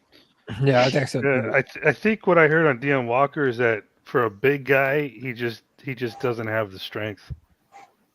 I think we're more likely to draft that D tackle out of Florida. What's his name? Big dude. He's about the same height as Deion. Big son of a gun. 400 pounds. Oh yeah. In the late rounds. Yeah, I know you're talking about. I think we're more likely to draft him than Deion Walker. And look, I like Deion Walker, but They said that his pad level is a liability in the run. I'm surprised they got pads that can fit him. Right. Yeah. Hey, bro, what's the Florida defensive tackle that like is the? He He's should like be higher. Go to the bottom. Go to the scroll to the bottom of the deep tackle. Yeah. he's like that. Is it Cam Jackson? Who was I'm talking Yes, about? That's Cam who I was Jackson. talking about. Yeah. Big dude. Yeah. 6'6", No, 228. there's a 400 No, pounder. yeah, Yeah, there's that's what another I'm one. saying. Yeah, there. I know. Yeah, there's another one. Keep scrolling down. He's gonna be way down there. That's what I was doing wrong last week. I was calling him Cam Jackson, but I was thinking about the other dude. Damn, he might. Damn, not he be might not on the even- board. Desmond Watson. Desmond Watson. Yeah. Damn, he might not even be on this board. 6'6", 464 pounds. Yeah. There he is. Desmond Watson, defensive tackle, Florida. Oh yeah, there he is. 6'14". Damn. 446 I don't even Wow. think the UFL Dude, he should has draft him. He has a 1.48 RAS score. Sheesh. Hey, Hey, I I'm just saying need a Cody, guy to 49 take up two pounds. bodies on the middle there. That's all I Hey, need. Cody, there's some of them that only have a RAS score. Period. It's So just an- Trig, are you staying I'm staying out tackle. all right, just He got the highest ranking out of everybody on the board, and he's a need because we don't know what's going on with Icky. I mean, we're not Icky. Well, we don't know what's going on with Icky, but we don't know what's going on with Timo. So Yeah. I would All go right, ahead so- and get him and let him develop a year behind him. What's All his right, measurement? Lux, were you staying with Wilson? You said, oh no, Wilson. No, who? or I didn't Winston, go. dude. Kevin Winston, the safety. I said, is that dude from South Carolina gone? J.C. Sanders, is he gone? The TJ? defensive lineman. TJ Sanders? We got JT Sanders. That's our Yeah, tight yeah, end, bro.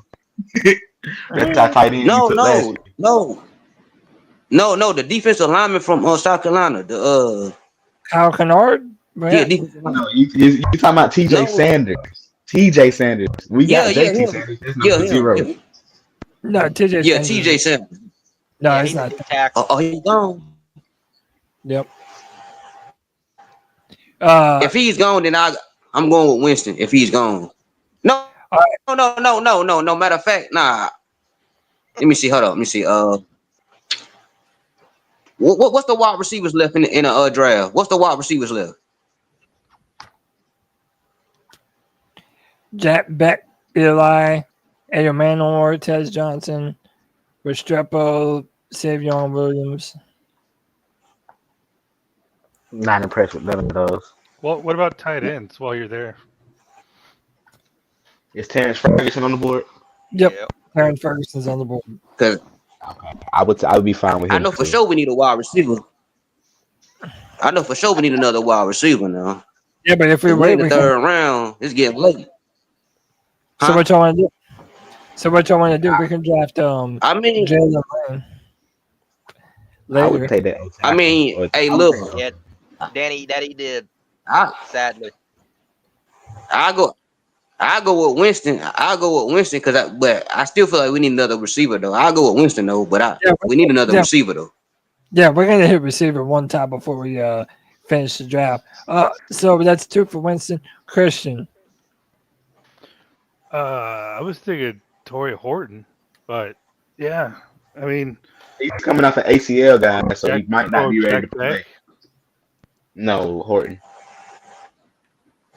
He's coming off an ACL injury. He tore his ACL and just ran a 4.41 at the combine. So a lot of people are still thinking that's a good developmental pick. Yeah, I'm fine. I mean, dude, it's a. You guys, So you pissed on my Tyler Warren parade already. So I know. So who are you picking, Winston? I'm gonna go ahead and I just want an offensive guy, man. Like I say Ferguson, the tight end. All right, that's one for Ferguson. Jake, what say you? Winston.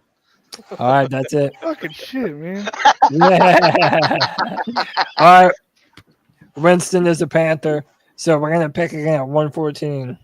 Yeah, I don't dislike it. It's just I'm a defensive guy, y'all. We're gonna go defense. We're not gonna get any help from Bryce. Hey, we will eventually. maybe get the scrap bins.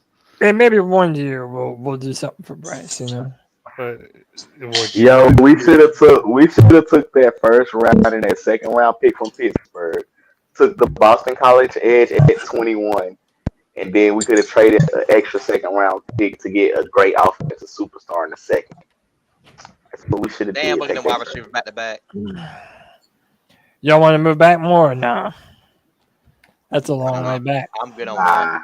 114 to 141. Well, let's see who's on the Kyle Kennard on the board. Ooh. Yeah, but we already have two. We drafted. There's Savion Williams right there. We already drafted 2 edge players. No, Cody. We need defense. We need defense. Go to offense. Hard, bro. Let's just Right. stack up. Stock them deep and sell them deep. Shit. Let's go. It's y'all's draft. If y'all want to do it, shit, I'll fucking do it y'all say. Hey, just for that. Nah, see, at least he on offense. At least he on offense first. Fuck it. I want 11 edge guys on the field. Charles Grant, Charles Grant, Bashaw Tootin, Savion Williams, Miles Frazier. I love Tootin, yo. That dude can fly, and he's a return specialist. No, that dude, he's blazing speed, man. Yeah, he's blazing speed. I like Bashaw. And we brought him in for a visit too, so this could be an option here. All right, go to running backs and see if that guy from Auburn's still on the board. All right. I already know who I want. No. No, he is. Jaquez Hunter. You said it, Cody. You already told me you know. We did meet with Jarquez Hunter as well from Auburn. Yeah, we met with 3 running backs: Jaquez Hunter, Gordon from Oklahoma State, and Tootin. Those are the 3 we met with. 2 of the 3 are still on the board. So let's go the other way around. Jake, you're gonna go first. Jake, who are you voting for? Go to all real quick, if you don't mind. Oh my God, we could have got a sinker. I'm gonna vote Savion Williams. There you go. Oh my goodness, you read my mind. Savion Williams. Let's go, vote. Jake. Let's go. Jake, that's one for Savion. Christian. Savion. I'm assuming that's Savion. Locksman.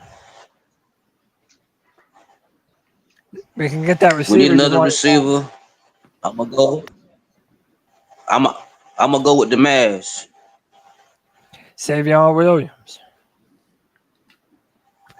Evan. Yeah. We can go with Savion. Smitty said he's not a wide receiver, just throwing it out there. No, he was talking about bet. I'm sorry. He was talking about bet. All right, Savion Williams, you're the pick. Nice. All right, we will be on the clock again at 1:40. That was a 4th round pick, correct, Cody? Yes, sir. Okay. Yeah. Making sure. 4th round. That's probably where I wouldn't take him before then. I think we're gonna go with a wide receiver before then, like in the actual draft. Oh, but I agree. Savion. I agree with that. Yeah. All right, we're up on the board. What you want to look at? Go to running back. Offensive tackle. Running back. Offensive tackle too. I'm with that. Running back. Safeties. Devin. Oh yeah, we got the safety. Yeah. We can get Jaquez Hunter We late. get Jarquez Hunter later. Yeah, I'm with that. Yeah, we can get Jaquez Hunter late. That is just steal. Yeah. So go to offensive tackles. We got a 134 ranked guy from NC State. What's his measurables? I mean, we picked him for 140 and he's ranked 134. Oh my! I'm with that. I'm with that. Even though I don't like NC State, I'm with them. What's the scouting report? I can't see it. Anthony Belton is a physically imposing tackle with the strength and length to control defenders at the line of scrimmage. Excels in pass protection using size to keep edge rushers at bay while maintaining balance against power movers. Take him. That's who I take. Hey man, we got a special guest into the show, Twan Don, Let's go. 704 Charlotte Bound Show, back on the free for all. Twan, what's up, brother? Let's go, man. So, Twan, you been watching this? You been watching this one? Nah, I just got here. Man, they turned down the first round and the second round pick next year, man. I didn't turn down nothing. I didn't turn down nothing. We was gonna go from 8 to 21 and have two first round picks next year and 2 second round picks. Well, we tried to get it back, but then they wouldn't give it back to us after we tried to. Yeah, yesterday's price is not today's price. 30 minutes ago, the price ain't now it's price. What's up, guys? Hey, dropping gems. What's up, man? What's up? Yo, what up? What up, B? The Gemster. What's going on? Trying to fight the fight. Oh yeah, that's all we can do, man. That's all we can do. Twan, you want to jump in on this mock draft, bro? We're sitting at 140 right now. No, I'll let y'all finish it up. I'm just going. Yeah, man. Watch. Yeah, man. Y'all excited? Y'all excited, man? 6 days away. Y'all excited? I'm ready to go on, bro. I'm tired of talking about it. I want to be about it, brother. Bruh, I'm just ready. Trig, who did you say you wanted for that offensive tackle from North Carolina State? Yeah, you said Belton. All right, Evan. You said it. Belton. Trig. All right, that's 2 for Belton. Locksman. And Locksman. What up, bro? Oh, man. What's good with you, nigga? Hey, look, nigga. I told you I'd be watching your show, nigga. I really be wanting to get on there, but I ain't get on there yet. But I'm gonna get on that bitch one day. But it, I mean, as long as you watch, bro. As long as you watch. Yeah. Locksman, who you voting for, Locks? They said the offensive lineman out of NC State. I mean, I guess I'll go him. Yeah. All right, that's 3. That should do it. No, we got 2 more. Christian, what say you? Yeah, I think it's 3-0 right now. So yeah, let's go Belton. All right, Belton's the pick. Sorry, Jake. That would have been my pick as well. So we're fine with that. Anthony Belton, you're a Panther. All right, we're up again. All right, what y'all want to look at? All right, what pick we at? We are at 146. Maybe D tackle here, y'all, or running back. Go to I'm taking running back. Like if I get Hunter, what's the next pick after this one? 163. Yeah, see, I'll take a running back with that next pick. Yeah. What tight ends on the board? Mitchell Evans. No, what cornerbacks on the board? Corners, you said? Mm-hmm. Noah Williams. Jabbar Muhammad's the guy. He's locked down. I would take him right here and feel real good about it. Who? Wait, who? Jabbar Muhammad from Oregon. Oh, Jabbar Muhammad. Yeah. All right. He's short. They put him on Harrison. We're gonna go the other way to start. Jake, who you voting for, man? Go to D tackle. Jamar Caldwell, JJ Pegus. Click on Jamar Caldwell's measurables, will you? 6'2", 332. Pretty bad RAS score too. Yeah, I'm not with that. We're go to all. Mm-hmm. Yeah. You know what? My vote is going to be for Malachi Moore, safety, Alabama. All right, that's the one for Malachi Moore. Christian. Jabbar Muhammad's corner. What? How are the tight ends looking? Mitchell Evans from Notre Dame. My cousin, Jalen Conyers. Hey, I know he's 212 ranked on this, but I would take Luke Lachey. Mm-hmm. Or how do you pronounce your last name? Lackey? What? It's funny because it's missing one letter off my last name. Dude, honestly, I think he just because he's a Iowa tight end, he should be ranked a little higher. That's what I'm saying. You can't go wrong with what Iowa I'm tight saying. end. You can't go wrong with fucking Iowa tight What's end. his measurements? And he's 6'5", 250. Look at that RAS score too. That's good. Bro, my cousin is him, yo. What's up? That's my pick. All right. Jake, you said Malachi. Yes, I did. So we have one for Malachi, one for my cousin. Locks, man. But who you voting for? So, who was the picks? Who was the pick? I know you said Malachi. Well, Malachi Moore is available from Alabama. Christian voted. What is he? Is a safety.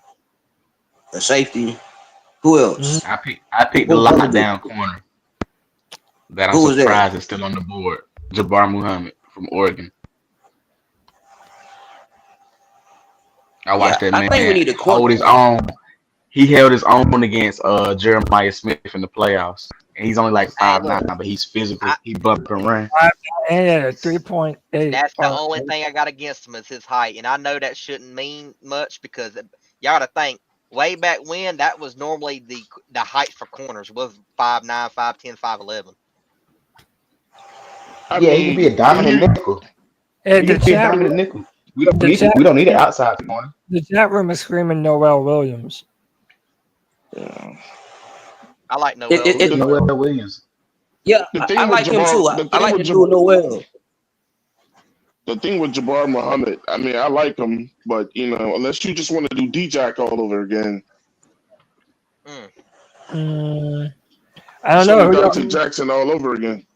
If y'all want to go corner, I will change my vote, but I'm not going to go Muhammad. I would go Noel Williams. Yeah, Muhammad is too small, man. Yeah, let me I tell go y'all, to Will Williams.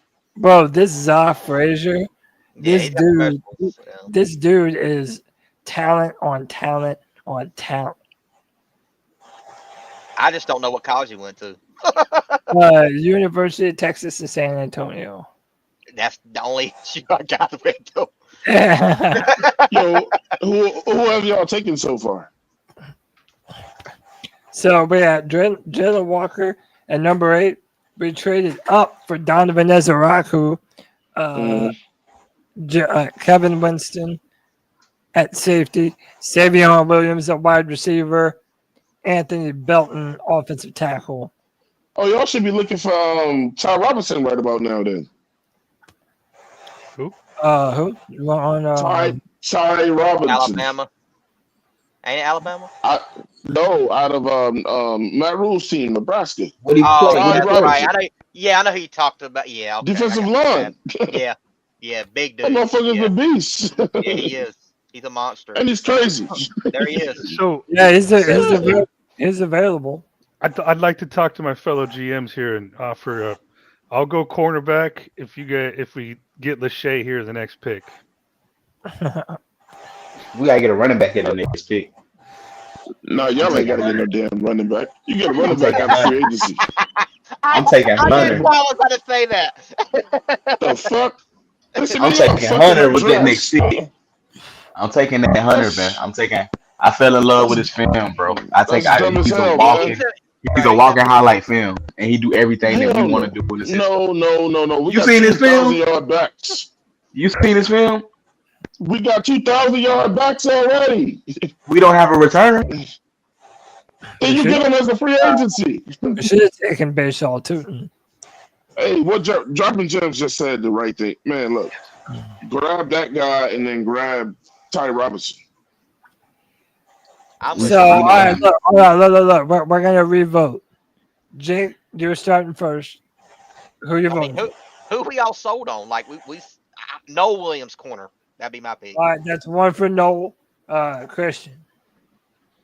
I'll go Noel Williams. All right, Noel Williams. Locks. I think I looked up Noah Williams like a few days ago. Ain't he the one that had like 12 pass break, like 6 interceptions, something like that? 12 pass ups or 6 interceptions. I don't know. I don't know these one of these corners. Only one I know is 6 interceptions. I'll look at that. Williams is primarily outside corner, but is taking snaps. He had 17 career penalties. That's what y'all telling me to get over Muhammad? Man, anybody around this time is going. Hey, he had 7 interceptions, by the way, this past. What is this? The 5th round? Anybody in the 5th round is going to need. I'm of the more mindset. production. I'm of the mindset if you get interceptions in college, you'll probably do it in the NFL. Yeah, he got 7 in his senior year. So yeah, that's Locks, man, did you vote? Corner. Yeah, whoever the best corner is. Yeah, you said Williams. Yeah, I go with Noel Williams. All right, Evan. That'll do I'm it. cool with Noel Williams. No, Trig, no. Yeah, whoever the best corner is. Okay. I don't even know who the hell Noel, who that is. Yeah, I don't either. That's why I say whoever. Hey, I've actually seen Muhammad lock down premier receivers. That's why I said him. I ain't never picking nobody I seen once. Let's be honest, y'all. We could all probably do about 300 mock drafts each, and the Panthers probably won't draft not a damn single one of them. Yeah. Maybe but one player. You right. Go get Ty Robinson now. What's his measure? I say Jaquez Hunter. Is he even still on the board? Who? Is Hunter still on the board? Talking about the running back Yeah, that's what I'm picking right there. from Auburn. He's good. He's man. Listen, I'm scared to say great because you just never know when they get into the league. what's his measurables? All right, but hold on. What would y'all rather do? Draft Jaquez Hunter, or like Twan is saying, get somebody like what's his name, Twan? Ty Robinson, bro. That dude is like, man, look, that motherfucker's a beast. Go look at his highlights, man. How many linemen have we taken in this draft? You need depth. You need depth. I'm just asking how many have we taken? I really lost count. Listen, I know we got 2. Listen, in 2024, he had 7 sacks, 13 tackles for loss, and 42 total pressures. That's fucking... dude. I don't understand why he's going this late. Yeah, but I know on draft day he's gonna move way up. That's my vote. Trig, you're up first, bro. Y'all know who I got. Hunter. Jaquez Hunter. My returner, and my speedster out the backfield. You just heard Cody read all that shit about that dude, and yeah, man, I'm gonna take a running back. We got 2,000 yards. We got 2,000 yard backs, but Bro, I watch Hunter dominate the SEC as a freshman. We don't need another running back. Yes, we do. We don't have a returner. You get a running back and you let him start it. You let him start, bro, as a returner. You don't waste a draft pick on a fucking returner. Hold on. Is he a speed guy? He can fly. Y'all, I can tell y'all. Y'all not giving me pushback because y'all have not watched this man tape or seen him play. If he's one of these players. If you watch this man play, there's no pushback on him, bro. From freshman year in the SEC to now. You said we don't need a running back? Cool. Huh? You think he want to continue the return kicks, or you think he gonna want to play running back? He's gonna want to play running back. You bet like we only gonna have him for a year, bro. He's gonna be on a rookie contract. But hold on. Let's vote. So Trey, you're saying a Hunter. Evan, what say you? Kyle Robinson. Wait, who? Kyle. Kyle. All right, Locke. What say you, man? So who the first 3 picks? What you mean? No, I'm saying who did they go with? Who did Evan and what Trey go with? Who they went with? I'm trying to get our little Isaiah Pacheco, our 6th round superstar running back. Yeah, Hunter. he went with Jacquez Hunter. Evan said Ty Robinson, the defensive tackle from where did you say he was from? Nebraska. Yeah. So what say you, Locks? That dude is a one-man wrecking crew, bro. Yeah. What do that dude Jacquez Hunter stats look like? 5'9", 215. And can fly, bro. He's been killing the SEC since he was a freshman. He's good. A 4-year starter. He's good. Catch out the backfield, play in the slot, and play special teams. You got a better chance of getting a superstar running back in the 6th round than you do a lineman. He's coming off 1,000 yards, 1,201 yards rushing, and 8 touchdowns. And he's gonna sit his ass on the bench for Carolina. At least for a year. So we got 2,000-yard rushers. Do you banking that both of them are gonna play all 17 games this year? Because I'm Hell not. yeah. Okay. Hell fucking yeah. I'm not. So what's y'all I thinking, mean, boys? it's kind of tough. It's kind of tough because I think we could use another running back and we could use another D lineman. We need to build on defense. We need to build on defense.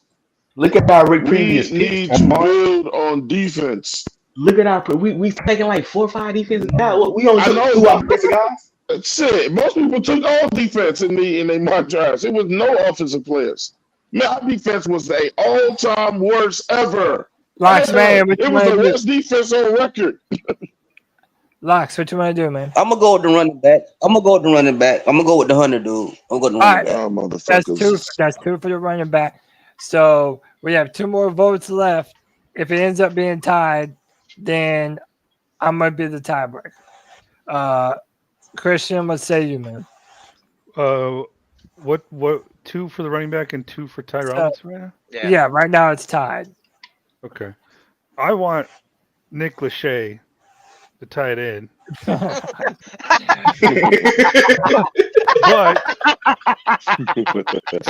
So if Jake wants to tie it in too, we can do a 3-way tie. Hey, it's not going to be a 3-way tie, though. I'm sorry. God damn it. I'm sorry. All right, so Christian, how you voting, man? You know what? Since Jake wants to be an asshole tonight, I'm gonna go ahead. Let's go Ty Robinson. All right, Ty Robinson. All you can do is tie it up, Jake. If you went with the running back. Look, I'm gonna play devil's advocate. I'm not gonna vote for the running back, but I mean, I think we're gonna take a running back. But the reason why If you say fucking tight end right now, I'm gonna cry. No, I'm not. Rico Dowdle is only gonna be here for 1 year, y'all. He's not coming back. If he produces, I do know, Twan. I do know that, and the reason why I do know that is because if he balls out, we're not gonna pay him enough for him to stay. We're not. I know, but take this in mind, though. Take this in mind. He's not gonna get the same amount of yardage that he got in Dallas because he's gonna play behind Chuba. He ain't gonna get the same amount of runs as he got in Dallas either. So his numbers are gonna drop.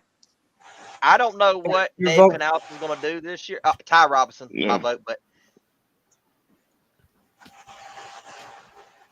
If David Hey, I want y'all to pull up Hunter tape. It was 21. I want you to pull up Hunter tape when we end this story. I seen him. I seen him. No, I seen him. Dude, he good. Well, if you got anybody who ain't seen him, pull up his freshman tape. He's good. Just the freshman tape. I believe you, man. I just taking another running back. Yeah. Bro, how many running backs do you think how many running backs do you think you can use throughout a 17-game season? Legitly. How many running backs do you feel comfortable using? You can't even get through a season in the SEC without 3 or 4. It depends on how you run your offense and injuries. Exactly. You do realize they got to throw the ball too, right? So yeah. But we want to run 20 times. We want to run 20, 25 times a game. We know how this offense is. It's not a secret. Last year. And he man, said he was gonna do it, but he didn't do it last year. We only had one real running back for real. Hold on, real quick. Let me welcome in my friend, all the motivation that you'll ever need from a Panther fan. It's D Money. What up, D Money? D Money, what up, bro? What's going on, C3 family? I see y'all out here mocking it up, trying to get the mocking. I hear y'all. I was working. I'm about to get off in a minute or so. You know, I had to come in and stop and holler at the homies. Got a little bro in here, everybody rocking out. What's good with everybody this while y'all arguing over needing defense and running backs and so forth? D Money. We're up at our final pick. Look at all those fucking running backs, bro. Draft, man. Phil Maffa. Yeah. Oh, Hey, never Phil mind. Ain't nobody Got it filtered. Yeah, ain't nobody taking all them damn running backs. Dude, I thought he clicked on all. I'm like, look at all those fucking running No, backs. no, there was a ton of running backs. That would have been wild. Hold on, D Money. Yo, What do you think about the draft so far? We got Jalon Walker. We traded up for Donovan Izgaraku. okay. Kevin Winston Jr. at safety. Savion Williams at wide receiver. Anthony Belton at tackle. Noah Williams at corner. And Ty Robinson at defensive tackle. That ain't bad. But I believe there was a lot of arguing just to get to that point. It was. Yeah. Definitely was. Like I feel like there was a lot of. I feel like we was overthinking like basic math. It was seasoned chaos. Oh well, in that case, then let me get my popcorn. Yeah, It was just seasoned. It wasn't arguing. It was just seasoned chaos. So, all right, hey man, what y'all want to do with our final pick? Let's go get Andres Borregalo. Let's go get that kicker from Miami. We don't got to draft. We don't got to draft the kicker. They'll be available when it's over with. I don't think he will go undrafted, Twan. Well, I mean, there At is a least that kicker guy out of might. Florida State. It's a better kicker out of Florida State. Is his name Sebastian Janikowski? Nah, but it's a better kicker. It's a better kicker out of Florida State. You better put some respect on that guy's name. Hey, Twan. Respectfully, I don't want nobody from Florida State. Hey, well, you can eat a dick. Damn. Okay, Twan, you gonna be like that? Hey, whoever Twan votes for, I'll vote for the opposite. We're going. I don't understand, man. We're going through motherfucking shootouts, motherfucking shooting on my campus and shit. Hey, so I can't deal with the disrespect right now. Man. The name of the kicker that you're talking about is Alex Mastromano. He's a punter. He master what? He's a punter. He's a punter. I'm not talking about Mastromano. My guy already been taken. All right, so Jake, who you voting for, man? I'm gonna go with the kicker out of Miami. Yeah, you can do that if you want to. All right, Christian. Can I see the all, please? Yeah, man, y'all in here drafting kickers. Hey, Twan, I didn't mean nothing bad about that, bro. I was just joking, but that shit, I know, bro. That shit was horrible, bro. Eat a dick is a compliment, I guess. I don't. So Jake, who you voting for, man? Kick out of Miami. Can I buy a vowel? Oh yeah, all right, Christian, who you voting for? Can I buy a vowel? No. Hey, no, I'll take that. I'll take that 400 fatty pound defensive tackle from Florida just for shit. Okay. Hey, go look for that dude at I think it's Eastern Alabama. Go look at edges. What's left with edges? Is he still here? Stowdown. Johnny Walker, dude. I heard he's supposed to be pretty good. Nah, from, it's not Missouri. No, somebody already took him. Black or blue label? Either one. Somebody took him. All right, so who y'all want? Yeah. Christian. I knew he was gonna move up. Oh, you said the defensive tackle guy. Yeah. Locks, man, who you voting for? Man, I don't know none of these motherfuckers back in the draft. I'm just go with the match. I'm just go with. I'm just be the top break. Whoever they. Hey, you know what? That's another kicker. Shut up, the Locks, man. Somebody who finally admitted it. Somebody who finally said, "I don't know who these motherfuckers are." Hold on. Let me go to Evan. Evan, but who's your vote? Borregales. All right, that's official, boys. Y'all know Howard Cross?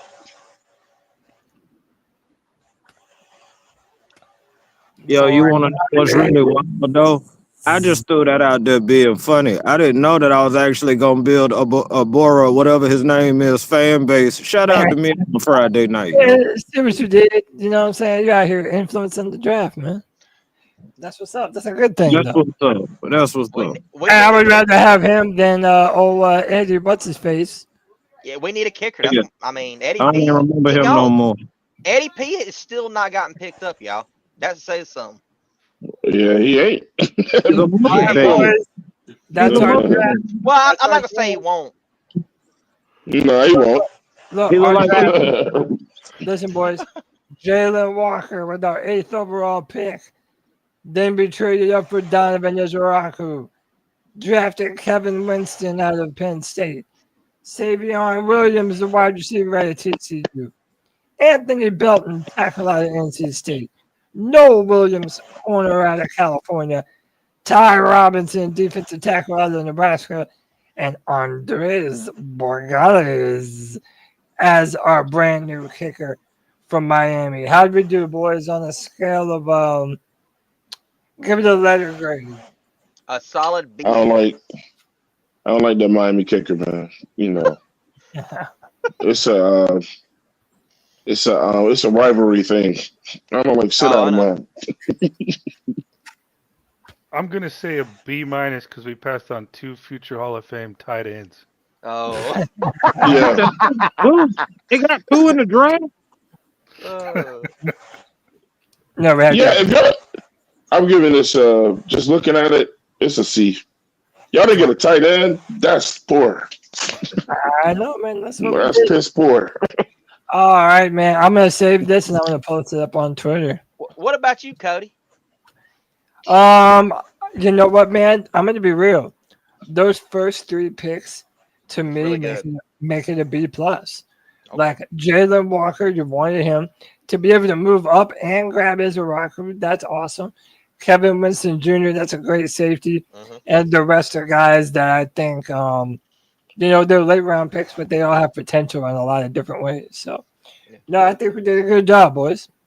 I think we did a damn good job. Man, I appreciate all of you for joining, man. I got some family over, so I'm going to call it quits a little bit early tonight. I want to wish everyone a happy Easter, very happy holiday, happy weekend. And I'm going to give everybody their final chance to give some words for the free-for-all.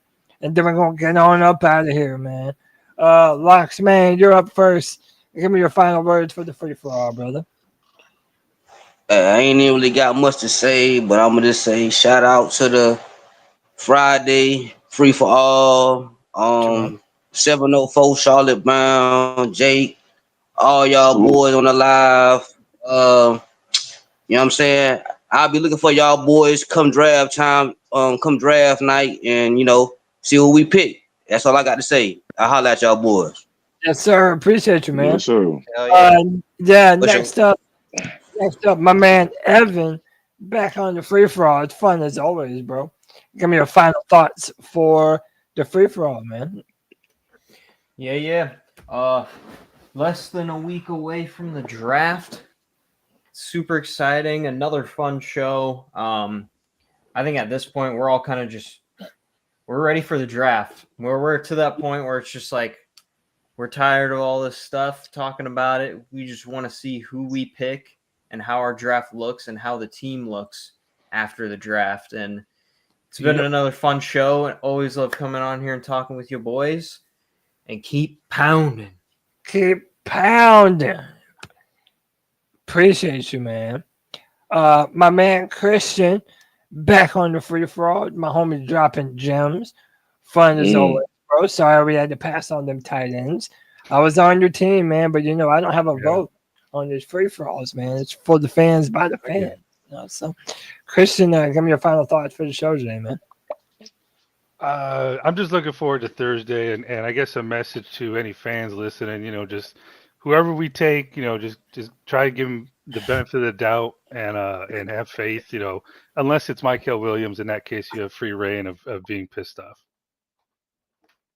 All right. All right. That seems fair. Next up, my man, one of the most optimistic Panther fans you'll ever meet. We love this dude around these parts, man. D Money, give me your final thoughts for the free for all, my brother. Oh yeah. Oh yeah. Oh yeah. It's close. It's close. And this is like what I really love because when you get closer to draft time, regardless of the arguments and the debates, right? It always pulls family together because it's always a remembrance of we all want the same thing. We just might look at it differently. And hey, that's all right. Because hey, like I always tell you, if you ain't with us now, you're not welcome to the parade. And it means it in so many ways because we're in an upward trajectory. And we're in such a trajectory. The house is already being built. We got the foundation laid. We're laying the stuff out. We're getting there. The blueprints have been approved, people. It's brighter days that are coming. Soon we're going to be hearing the sounds of pads clacking, up, downs, breath just leaving their body. Somebody yelling all inspirational fourth quarter like Denzel and Remember the Titans. It's going to get to the point where now the rubber meets the pavement.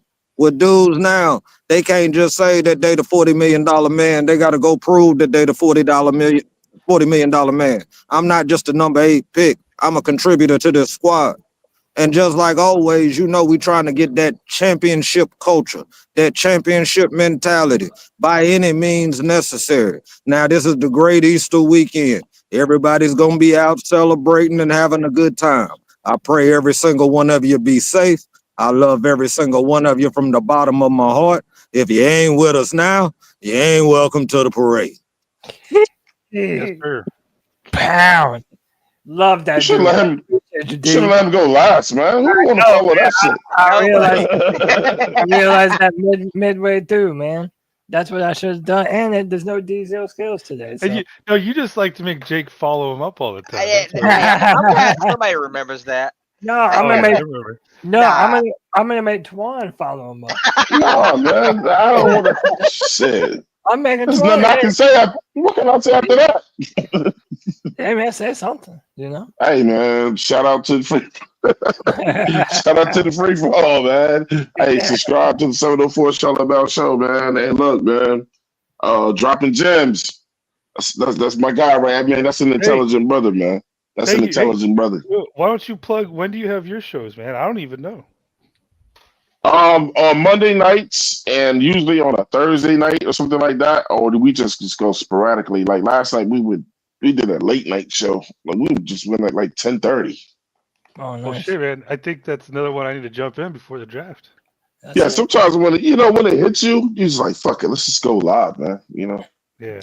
And by the way, we will be live this Thursday for the draft on what will be everybody's gonna be live. on what will be my 7th anniversary of being on the C3 Panthers podcast. 7 years. What the man? That's a lot. That's good stuff, dude. I haven't watched a lot of C3 stuff in a while, but I watched Tuesday. And Tony, man, you gotta, dude. He has no interest in the fucking draft, bro. He doesn't fucking care about any of the players. I know. It's yeah. Dude, that was like rough. Like, Tony, let your man speak, bro. Let Cody speak. I know. I'm trying to show him Donovan Nezaraku, and he can't stop shitting all over him. It's my God. All right. Jake, my brother, you do have the last say of the night, man. We appreciate you as always, dude. Give me your final thoughts for the free for all, brother. We're gonna get up out of here. I love being on here. I've been on here for a long time, Cody. And yes, sir. You're the reason why I got on here. I said it multiple times. I appreciate you, man. You got me out of my shell. Man. And I just want to say real quick, my thoughts and prayers are to the victims and their families in Florida State. Absolutely. And I would also like to say my thoughts and prayers are to the people affected, to the students and the teachers that was involved in the I-77 crash. There was a bus crash on I-77. I heard about that. That's terrible, man. Yeah, it's also horrible. Just to add to that, also another college that I attended, I was having a bad week. North Carolina Central University, that's an HBCU out of Durham, North Carolina. Students had a peaceful protest for housing. And yeah, when the police get involved, it can get ugly, man. It can. It can. So. Well, hey, prayers and all the thoughts and prayers to all the people who have been through terrible things lately, man. Absolutely. We appreciate y'all. Hey, man, my name is Cody Lashney. We will be back this Thursday night. Well, we're back on Tuesday night for our flagship C3 show, and then we'll be back this Thursday night for the first round of the draft. Let's get it. You already know. For another Friday free for all in the book. You already know what we do. Keep pounding.